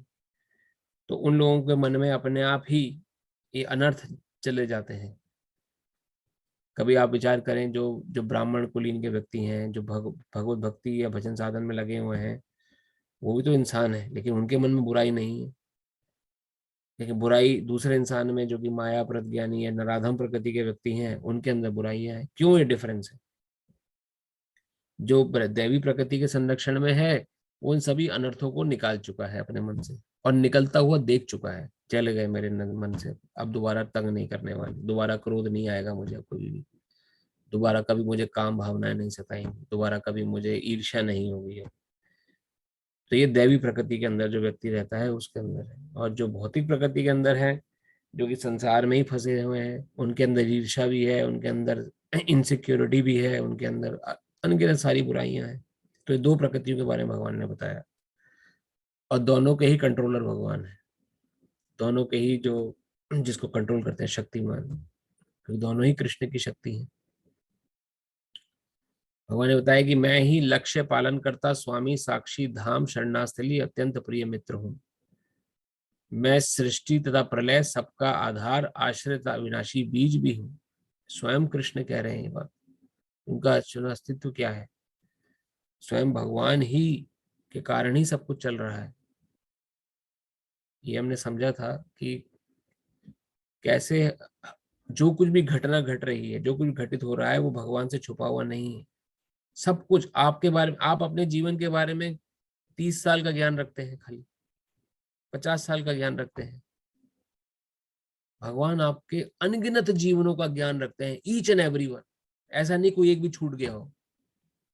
कितने जन्म हमारे हो चुके हैं, सबका भगवान को पता है। क्या आप थे उस जन्मों में, वो एक एक चीज, एक एक क्षण की इंफॉर्मेशन उनके पास है। तो सबसे बड़े हितैषी वही हैं हमारे, क्योंकि वही हमारे बारे में एंड टू एंड जानते हैं। अब तक हम अपने बारे में कितना जानेंगे? खाली 30 साल का, 40 साल का जीवन अभी तक है, 50 साल का, उतना ज्ञान है हमें बस। खाली क्या थे हम, क्या है हमारे अंदर, क्या है, ये भगवान को अनंत कोटि जन्मों का याद है हमारा।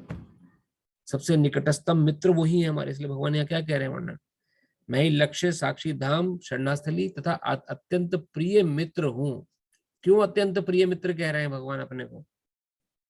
मित्र कौन होता है? जो दूसरे मित्र के बारे में जानता है एकदम एंड टू एंड, कैसा है वो, उसे कैसे मदद करनी चाहिए, कैसे उसकी सहायता करनी चाहिए, क्या उसकी कमियां हैं, क्या कमजोरी है, क्या शक्ति है। मित्र एक दूसरे मित्र का सब कुछ जानता है। तो आपके बारे में भगवान 100% A to Z हर कुछ जानते हैं। इसी जन्म का ही नहीं, जितने अब तक आप एग्जिस्टेंस में आए हो तब से लेके अब तक, कितना दूर रह लेंगे हम भगवान से। और जो जो आप घटना घट रही है आपके जीवन में, जो जो समय चलता जा रहा है, वो कुछ भी उनसे छुपा हुआ नहीं है। इसलिए भगवान ने क्या बोला, मैं साक्षी हूं। साक्षी क्यों कह रहे हैं भगवान अपने को? जो आप सोच रहे हैं, जो आप करने की सोच रहे हैं, जो विचार आपके मन में उठ रहे हैं, जो विचारों के अनुसार जो आप अगला कदम उठाएंगे, उन विचारों के लिए लेकर, वो सब कुछ उनको पता है। कुछ नहीं छुपा उनसे, भगवान से। इसलिए वो परम मित्र भी है। लेकिन मूक दृष्टा की भांति बैठ के सिर्फ निर्देशन करते हैं उन लोगों का जो भगवान की शरण में नहीं है। डिस्टर्ब नहीं करेंगे उनको, भगवान कुछ नहीं बोलेंगे। भले देखिए, इमेजिन करिए कि आप किसी व्यक्ति के बारे में एकदम A to Z जानते हैं, कैसा है व्यक्ति, उसका क्या स्वभाव है, क्या नहीं है, किस प्रकार से जीवन जीता है, कैसे क्या विचार रखता है, क्या सोच उसकी प्रवृत्ति है, कैसे डिसीजन लेता है अपने लाइफ में, कौन कितना उसके फैमिली से जुड़ा हुआ है, कितने फैमिली मेंबर हैं, कितने फैमिली नहीं, कितना वो, क्या उसकी उपलब्धियां हैं, क्या उसकी कमियां हैं। आप सब कुछ जानते हैं उसके बारे में। लेकिन कुछ आप उसको सिर्फ देख रहे हो, उसका निर्देशन कर रहे हो, उसको कुछ आप डिस्टर्ब नहीं करते। वैसे ही भगवान, खाली भगवान। लेकिन जो भगवान की शरण में जाता है, भगवान की भक्ति में लगता है, तो उसको भगवान क्या करते हैं, अहम ददाति बुद्धि योगम तम, मैं उन्हें बुद्धि प्रदान करता हूँ। उन्हीं लोगों को बुद्धि भगवान प्रदान करते हैं, कैसे भगवत धाम आया जाए वापस। तो वही भगवान वर्णन कर रहे हैं, साक्षी सब मित्र हूँ।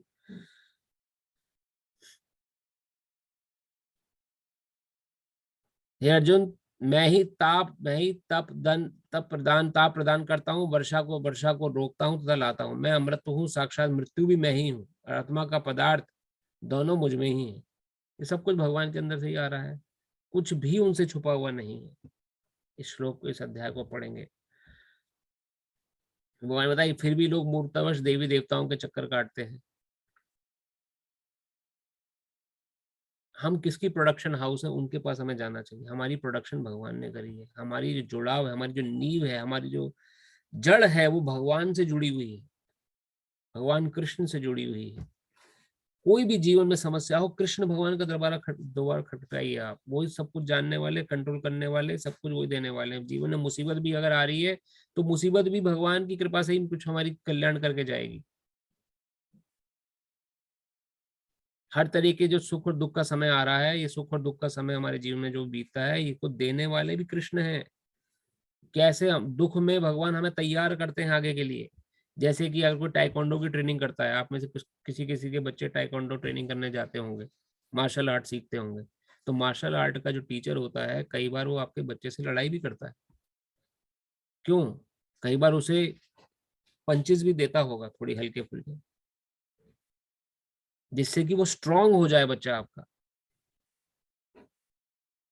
जब रियल लाइफ के पंचेस पड़े तो उसको झेल पाए। तो आप क्या ये सोचते हो कि ये तो टीचर है, मैं इसको पढ़ाने के लिए लेके आया, लेकिन ये तो पंचेस की ट्रेनिंग दे रहा है, मेरे बेटे को पंचेस मार रहा है। हम तो उसको, अपने बच्चे को ले जाना नहीं छोड़ते ना वहां पर, फिर भी हम तैयार करते, क्योंकि हम समझते हैं कि वो तैयार कर रहा है हमारे बच्चे को। तो हमारे जीवन में अगर दुख के क्षण आए हैं, तो उस समय भगवान हमें तैयार कर रहे हैं, स्ट्रांग बना रहे हैं अंदर से। और तो चाहे दुख हो चाहे सुख हो, हर क्षण भगवान कृष्ण का स्मरण होना बहुत जरूरी है। क्योंकि हमारी नींव जड़ वही है, सोर्स वही है, वहीं से निकले हम लोग, अलग नहीं हो सकते उनसे हम। जैसे हाथ मेरे से अलग नहीं हो सकता, मैं इसका जड़ हूँ, सोर्स। मैं खाना दूंगा पेट को तो इसको शक्ति मिलेगी, मैं खाना नहीं खाऊंगा तो ये हाथ भी कमजोर हो जाएगा, कमजोरी फील होने लगेगी हाथ में। 2 दिन खाना मत खाइए आप। तो यही भगवान बता रहे हैं यहाँ पर कि अपनी जड़ से जुड़े रहना है हमें।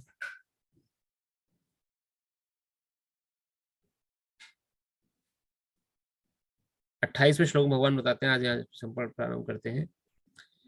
शुभाशुभ फलेरैव मोक्ष से कर्म बंधने संन्यास योग युक्तात्मा विमुक्तो मामुपेष्यसि।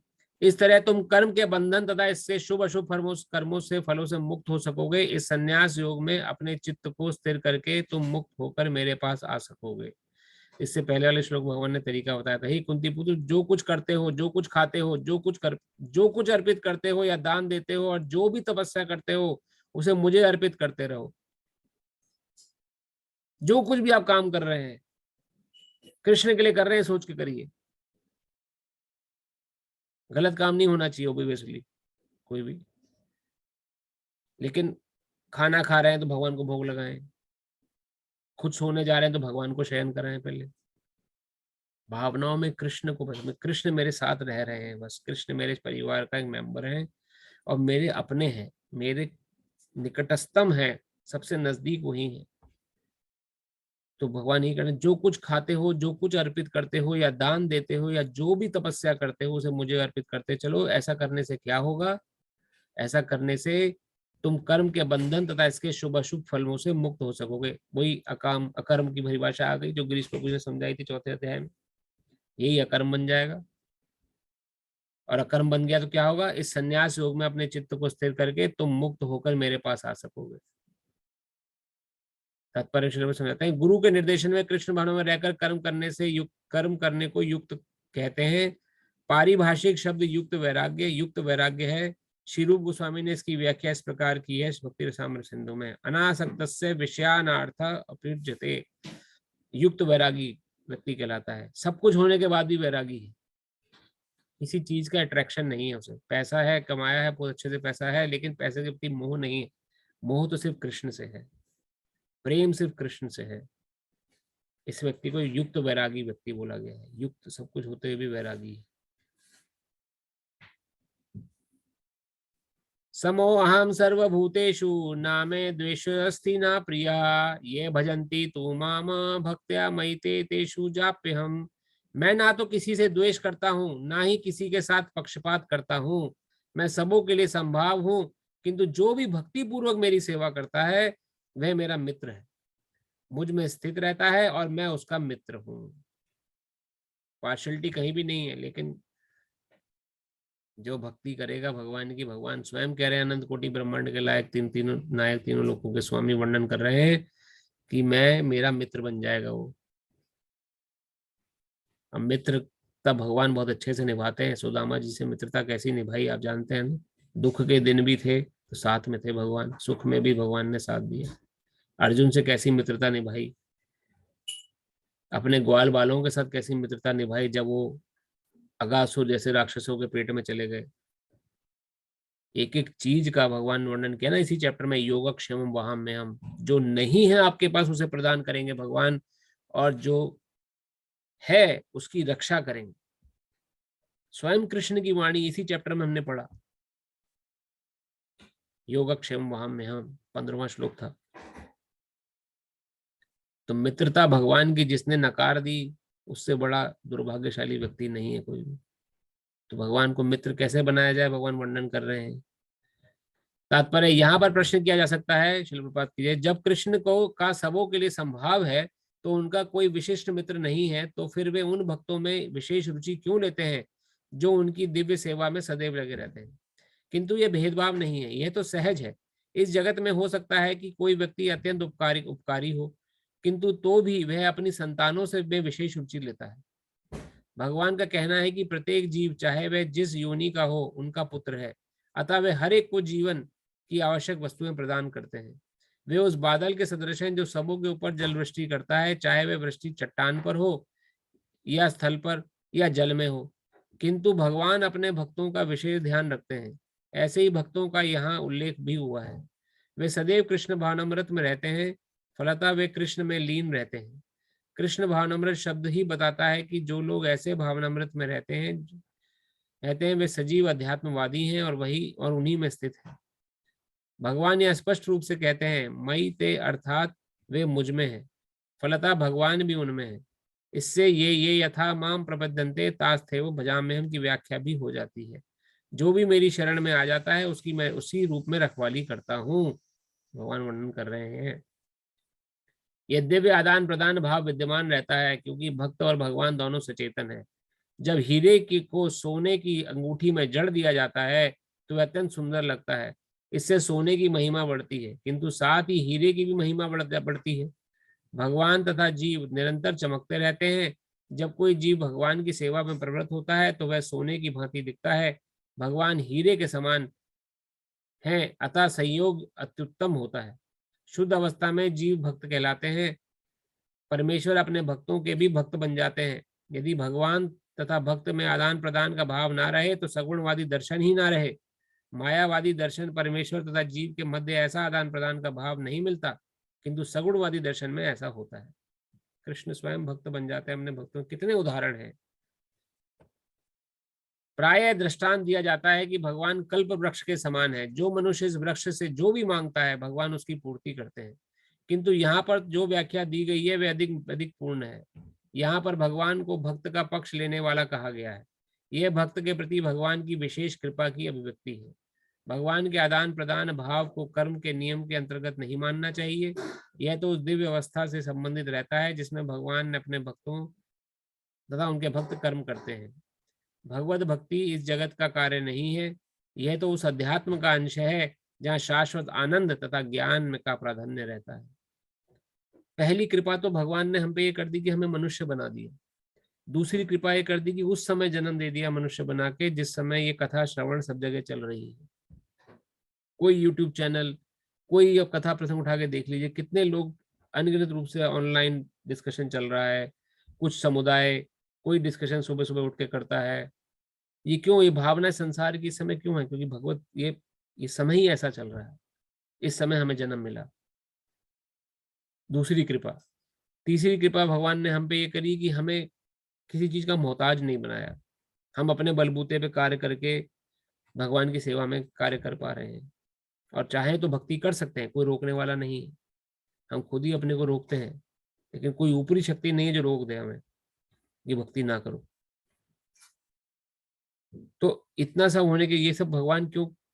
क्योंकि हम सब ने भगवान की शरण ग्रहण करी है। जब भगवान की शरण कोई ग्रहण करता है तो भगवान प्रत्यक्ष रूप से उसको पर्याप्त बुद्धि, पर्याप्त बल प्रदान करते हैं कैसे वो भक्ति पूर्ण कर सके। जो भगवान की शरण में नहीं है उस पर भी कृपा, उसको भी खाने को मिल रहा है, उसको भी सोने को मिल रहा है, उसको भी जीवन सही चल रहा है, लेकिन कृपा भक्ति की नहीं मिल पाएगी तो दोबारा संसार में उसे आना पड़ जाएगा। ये डिफरेंस हो जाता है। तो विशेष कृपा भगवान अपने भक्तों पर करते हैं और उनको चाहते हैं कि जल्दी से संसार से बाहर निकलें। दुख रूपी संसार में उनको आना जाना, जो कष्ट भोग रहे हैं, कष्ट दूर हो सके।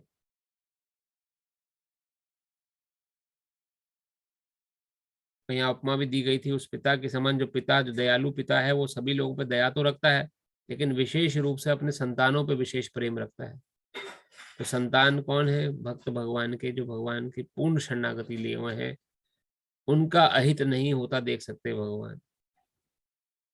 पूरी प्रोटेक्शन है यहाँ पर, इससे ज्यादा प्रोटेक्शन नहीं मिलने वाली है। श्लोक संख्या नंबर 30। अपि चेत सुदाचारो भजते मामन्य भाग साधुरेव समन्तव्या सम्यक वसितो ही सह।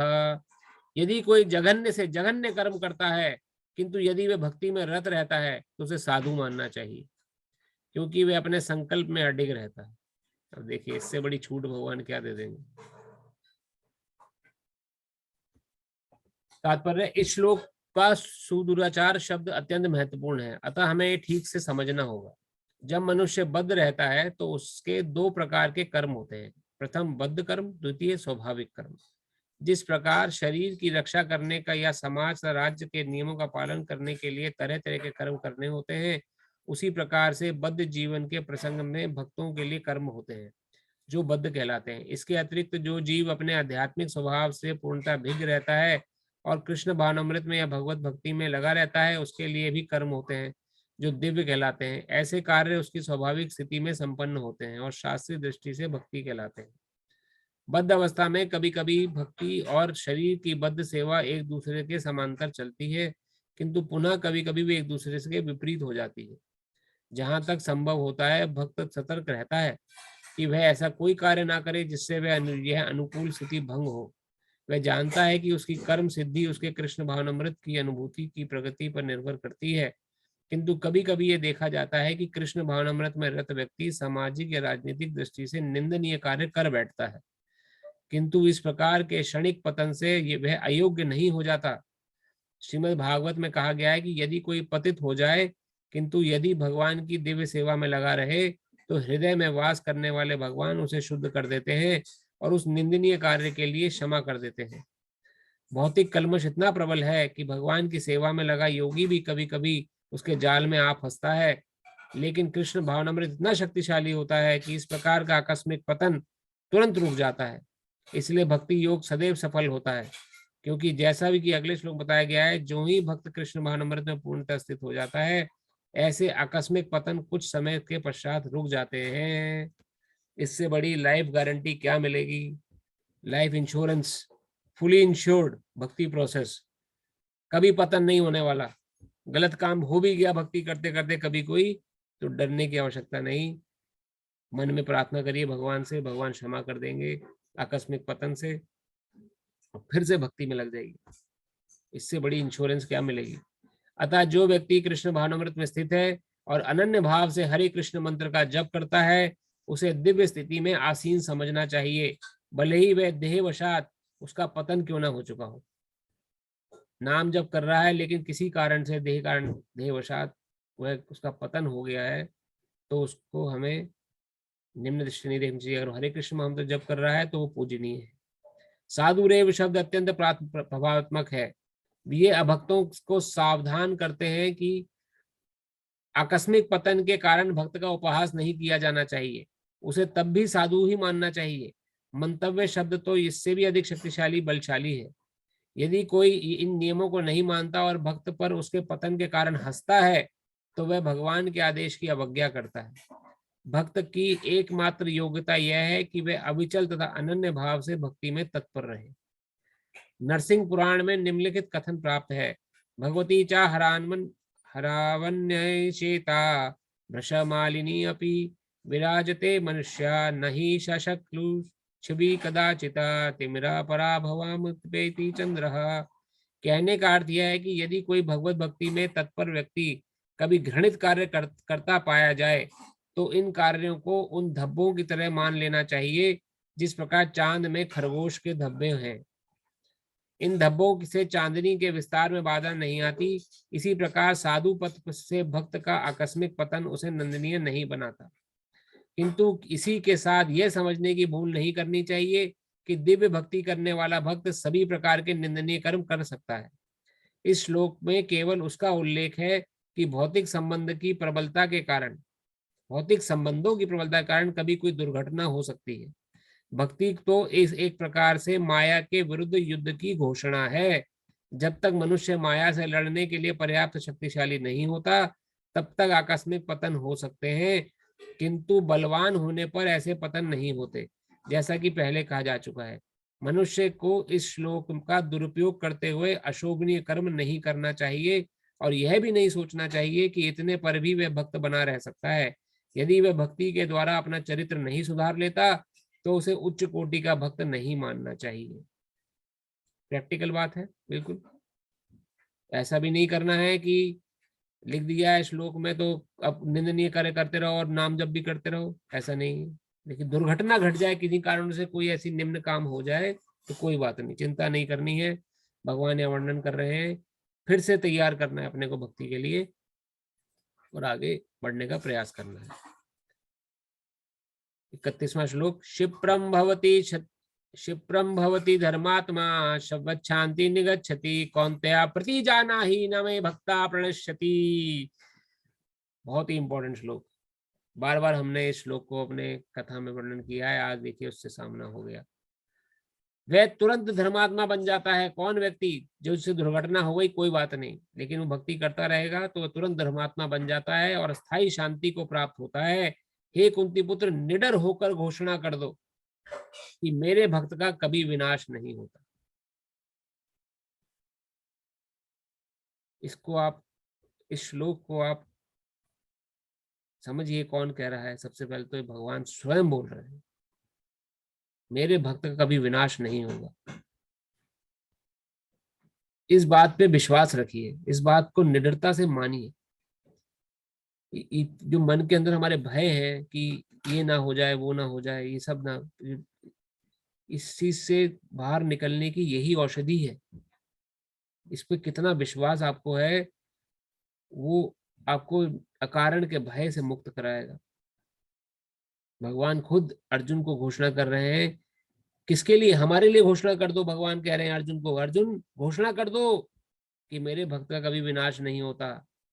तात्पर्य श्रील प्रभुपाद की जय। इसका कोई दूसरा अर्थ नहीं लगाना चाहिए। 7वें अध्याय में भगवान कहते हैं कि जो दुष्कृति है वे भगवत भक्त नहीं हो सकता। दुष्कृति अर्थात जो 4 प्रकार के व्यक्तियों का हमने वर्णन किया, मूढ़ा, माया प्रज्ञानी, नराधम, आश्रिम भाव आश्रिता, वो कभी भगवत भक्त नहीं बन सकते। जो भगवत भक्त नहीं है उसमें कोई भी योग्यता नहीं होती। तब प्रश्न ये उठता है कि संयोग वश या स्वेच्छा से निंदनीय कर्मों में प्रवृत्त होने वाला व्यक्ति किस प्रकार भक्त हो सकता है? यह प्रश्न ठीक ही है। जैसा कि 7वें अध्याय में कहा गया है, जो दुष्टात्मा कभी भक्ति के पास नहीं फटकता उसमें कोई सद्गुण नहीं होते। श्रीमद् भागवत में भी इसका उल्लेख है। सामान्यतः 9 प्रकार के भक्ति कार्यों में युक्त रहने वाला भक्त अपने हृदय को भौतिक कल्मश से शुद्ध करने में लगा रहता है। 9 प्रकार के कौन से कर्म हैं? भक्ति कार्य कौन से हैं?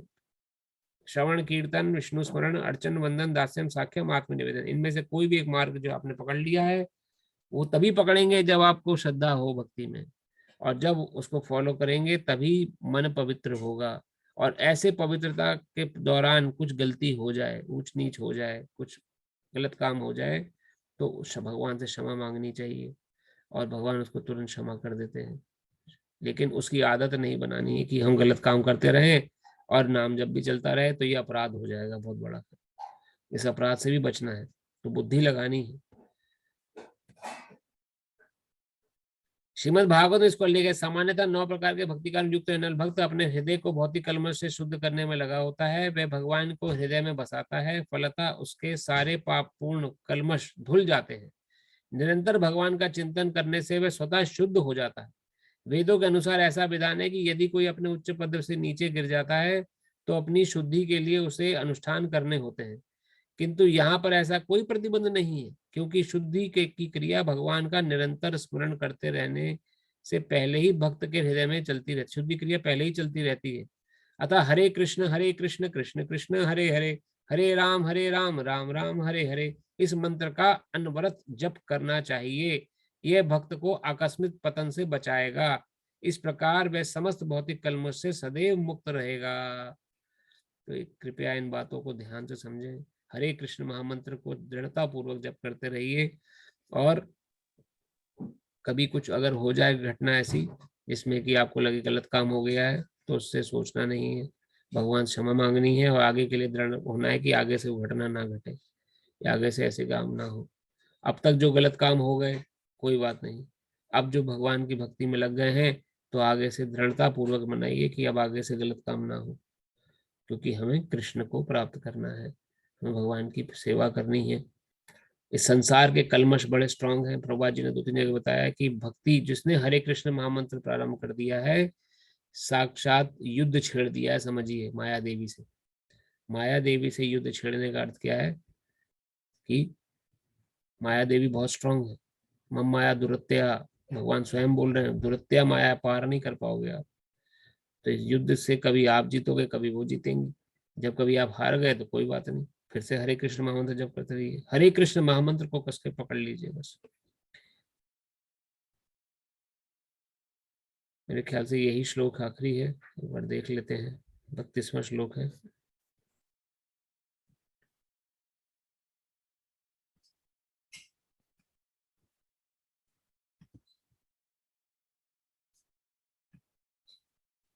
अच्छा 3 श्लोक हैं अभी, तो मैं अर्थ पढ़ता हूँ जल्दी। तात्पर्य सभी के ऑलमोस्ट सेम ही है।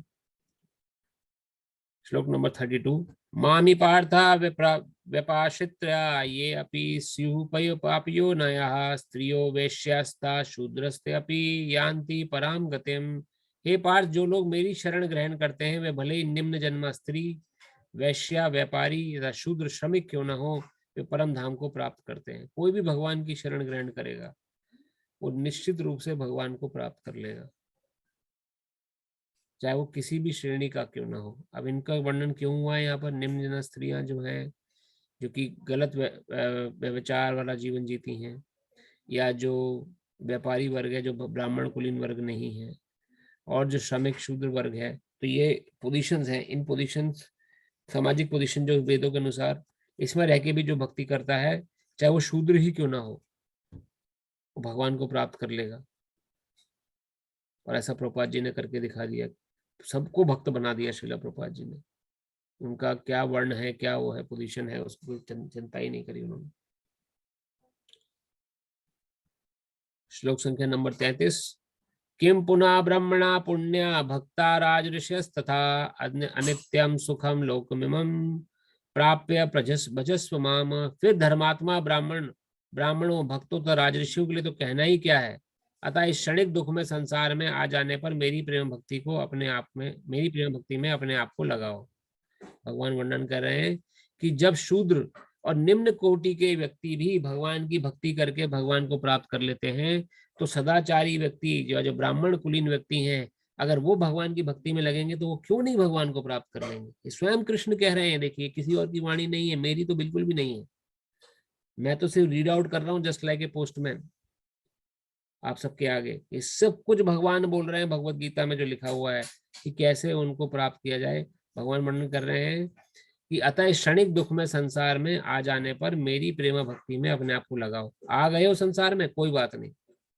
अब ये मत सोचो कैसे आए, कैसे गिरे संसार में, क्या हुआ होगा। अब आ गए हो तो भक्ति में लगा लो अपने को, बस। ये रास्ता भगवान दिखा रहे हैं। और इस श्लोक का आखिरी श्लोक है 34वां श्लोक। मन मना भव मद भक्तो मद्या जीवाम नमस्कुरु मामे वेश्यसि युक्तैवात्मना मत परायणः। एक और इम्पोर्टेंट श्लोक है इस अध्याय का ये।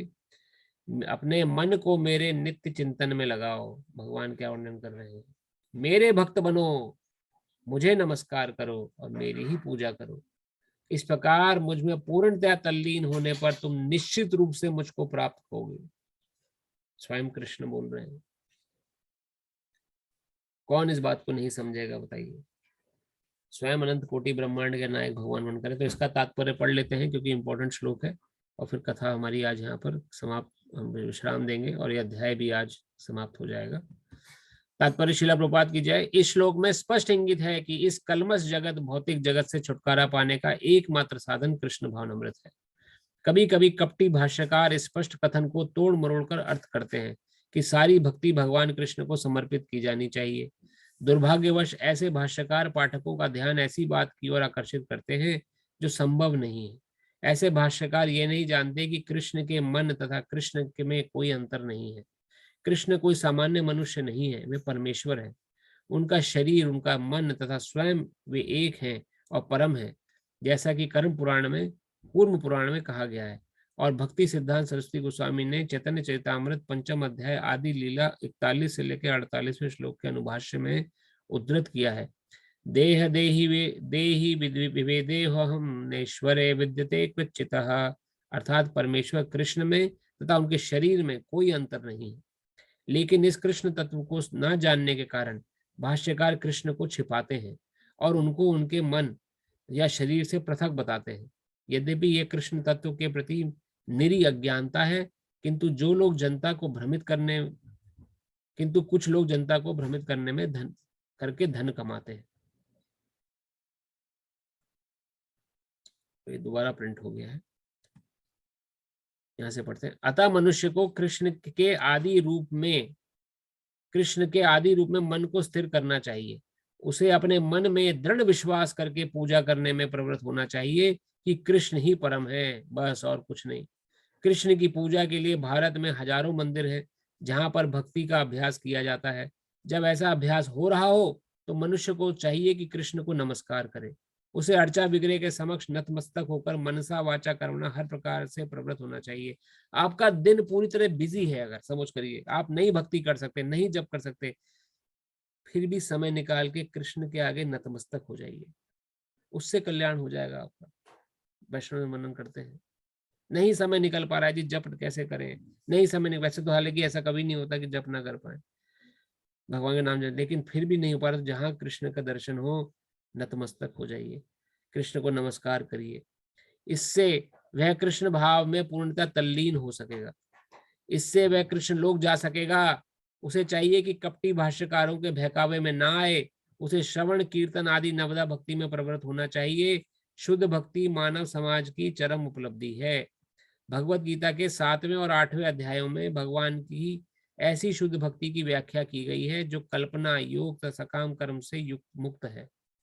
जो पूर्णतः शुद्ध नहीं हो पाते वे भगवान के विभिन्न स्वरूपों द्वारा निर्विशेषवादी ब्रह्मज्योति तथा अंतर्यामी परमात्मा द्वारा आकृष्ट होते हैं, किंतु शुद्ध भक्तों परमेश्वर की साक्षात सेवा करता है, बस कृष्ण और मैं। बस शुद्ध भक्त तो सिर्फ कृष्ण को देख रहा है और कृष्ण की सेवा कर रहा है, उसे ना ब्रह्मज्योति से मतलब है, ना परमात्मा से मतलब है, ना उसे विश्व रूप से मतलब है, भगवान के विराट रूप से, उसे सिर्फ कृष्ण और कृष्ण को सिर्फ है। दोनों के बीच में परस्पर संबंध स्थापित हो जाता है। कृष्ण संबंधी एक उत्तम पद्य में कहा गया है कि जो व्यक्ति देवताओं की पूजा में रत हैं वे सर्वाधिक अज्ञानी हैं, उन्हें कभी भी कृष्ण का चरम वरदान प्राप्त नहीं हो सकता। हो सकता है कि प्रारंभ में कोई भक्त अपने स्तर से नीचे गिर जाए, तो भी उसे अन्य सारे दार्शनिक तथा योगियों से श्रेष्ठ मानना चाहिए। जो व्यक्ति कृष्ण भक्ति में लगा रहता है उसे पूर्ण साधु पुरुष समझना चाहिए। क्रमशः उसके आकस्मिक भक्ति विहीन कार्य कम होते जाएंगे और उसे शीघ्र ही पूर्ण सिद्धि प्राप्त होगी। वास्तव में शुद्ध भक्त का पतन का कभी कोई अवसर नहीं आता, क्योंकि भगवान स्वयं ही अपने शुद्ध भक्त की रक्षा करते हैं। अतः बुद्धिमान मनुष्य को चाहिए कि वह सीधे कृष्ण भावनामृत का पद को ग्रहण करे और संसार में सुख पूर्वक जीवन बिताए। अंततो गत्वा वह कृष्ण रूपी परम पुरस्कार प्राप्त करेगा। इस प्रकार श्रीमद् भगवत गीता के 9वें अध्याय परम ज्ञान का भक्ति तात्पर्य पूर्ण हुआ। तो हर तरफ सुख ही है। भगवान से जुड़ने के बाद जो बात समझ में आती है हमें, तो कहीं कुछ जेब से जा नहीं रहा है। इस संसार में रह के सुख पूर्वक रह सकते हैं भगवान की भक्ति करते हुए, और संसार से जाना सबको ही है, आपको भी और हमें भी। तो जाने के बाद भी कृष्ण मिल जाएंगे, वहां भी सुख है। कोई कष्ट देखना तो नहीं पड़ेगा, और ना कभी आज तक किसी ने देखा है। तो इन बातों को विश्वास रखिए, रख के अगर आप आगे बढ़ेंगे तो निश्चित रूप से भगवान वर्णन क्या करेंगे। और ये सब बातें कौन बोल रहा है? स्वयं कृष्ण बोल रहे हैं। कोई बीच में तोड़ मरोड़ नहीं, कोई किसी का कोई हस्तक्षेप नहीं, स्वयं कृष्ण अर्जुन को समझा रहे हैं बातें। तो ये श्लोक भी इस चैप्टर का बहुत इंपॉर्टेंट श्लोक है। अनन्यश्चिन्तयन्तो माम, ये मन्मना मद्भक्तो मद्याजी, मेरे भगवान के बारे में ही सोचे, आगे कार्य करें। तो इस श्लोक के साथ हमारा 9वां अध्याय समाप्त हुआ। आप सभी का बहुत बहुत धन्यवाद। आपकी योग्यता, आपके योगदान से, आपके निरंतर, आप जो इतने दृढ़ता पूर्वक सुन रहे हैं, तो निश्चित रूप से भगवान की कृपा अवश्य हम सबके ऊपर है, तभी हम सुन पा रहे हैं, वरना इतना सरल नहीं है भगवत गीता को सुनना। बहुत सारे मन, जैसे कहा ना, माया देवी से सीधी लड़ाई है। आज हमने क्या सुना? भक्ति जिसने करनी सोच लिया, सीधा माया देवी से लड़ाई है। आप उस लड़ाई में विजय प्राप्त कर करके गीता का अध्ययन कर रहे हैं, तो ये आपका जीवन का कल्याण भी है और हमारा भी कल्याण है कि हम भगवान की कुछ सेवा आपके माध्यम से जो हो रही है, हम सबके माध्यम से, हम सभी भगवान की सेवा में लगे हुए हैं। तो इस सेवा को हम चलाते रहें, कृष्ण भगवान का स्मरण रखें, क्योंकि कृष्ण ही है बस जो है, उनके अलावा भगवान स्पष्ट रूप से स्पष्ट क्या बोलेंगे भगवान की? कहीं और मत जाइए आप, सिर्फ कृष्ण को पकड़ लीजिए। इससे स्पष्ट और कहीं कुछ नहीं बोला जा सकता। तो इन्हीं प्रश्नों, इन्हीं शब्दों के साथ कथा को हम विश्राम देते हैं। कोई प्रश्न हो किसी का मन में तो हम प्रश्न ले सकते हैं। प्रभु जी, एक मोटिवेशन प्रश्न तो नहीं, कल एकादशी है तो। हाँ प्रभु, मैंने मैसेज निकाल दिया था, कल पुत्रदा एकादशी है। और बहुत बड़ी एकादशी है, और कल प्रयास करें एकादशी का व्रत करने का। जो एकादशी व्रत कर रहे हैं वो तो करेंगे, जो नहीं कर रहे हैं उनसे प्रार्थना है कि कल एकादशी का व्रत करें, जरूर भगवान की कृपा प्राप्त होगी। प्रभु जी आप एकादशी कथा शेयर कर देंगे, बहुत अच्छा। ठीक है प्रभु, मैं एकादशी कथा शेयर कर दूंगा। बहुत बढ़िया। नॉर्मली एकादशी Very कथा good. एकादशी वाले दिन पढ़ी जाती है, तो मैं कल या तो पढ़ के शेयर कर दूंगा और उसकी रिकॉर्ड वीडियो ऑडियो रिकॉर्डिंग। ठीक है। धन्यवाद प्रभु। थैंक यू प्रभु जी। और कोई प्रश्न किसी का, कोई कमेंट, कोई रियलाइजेशन?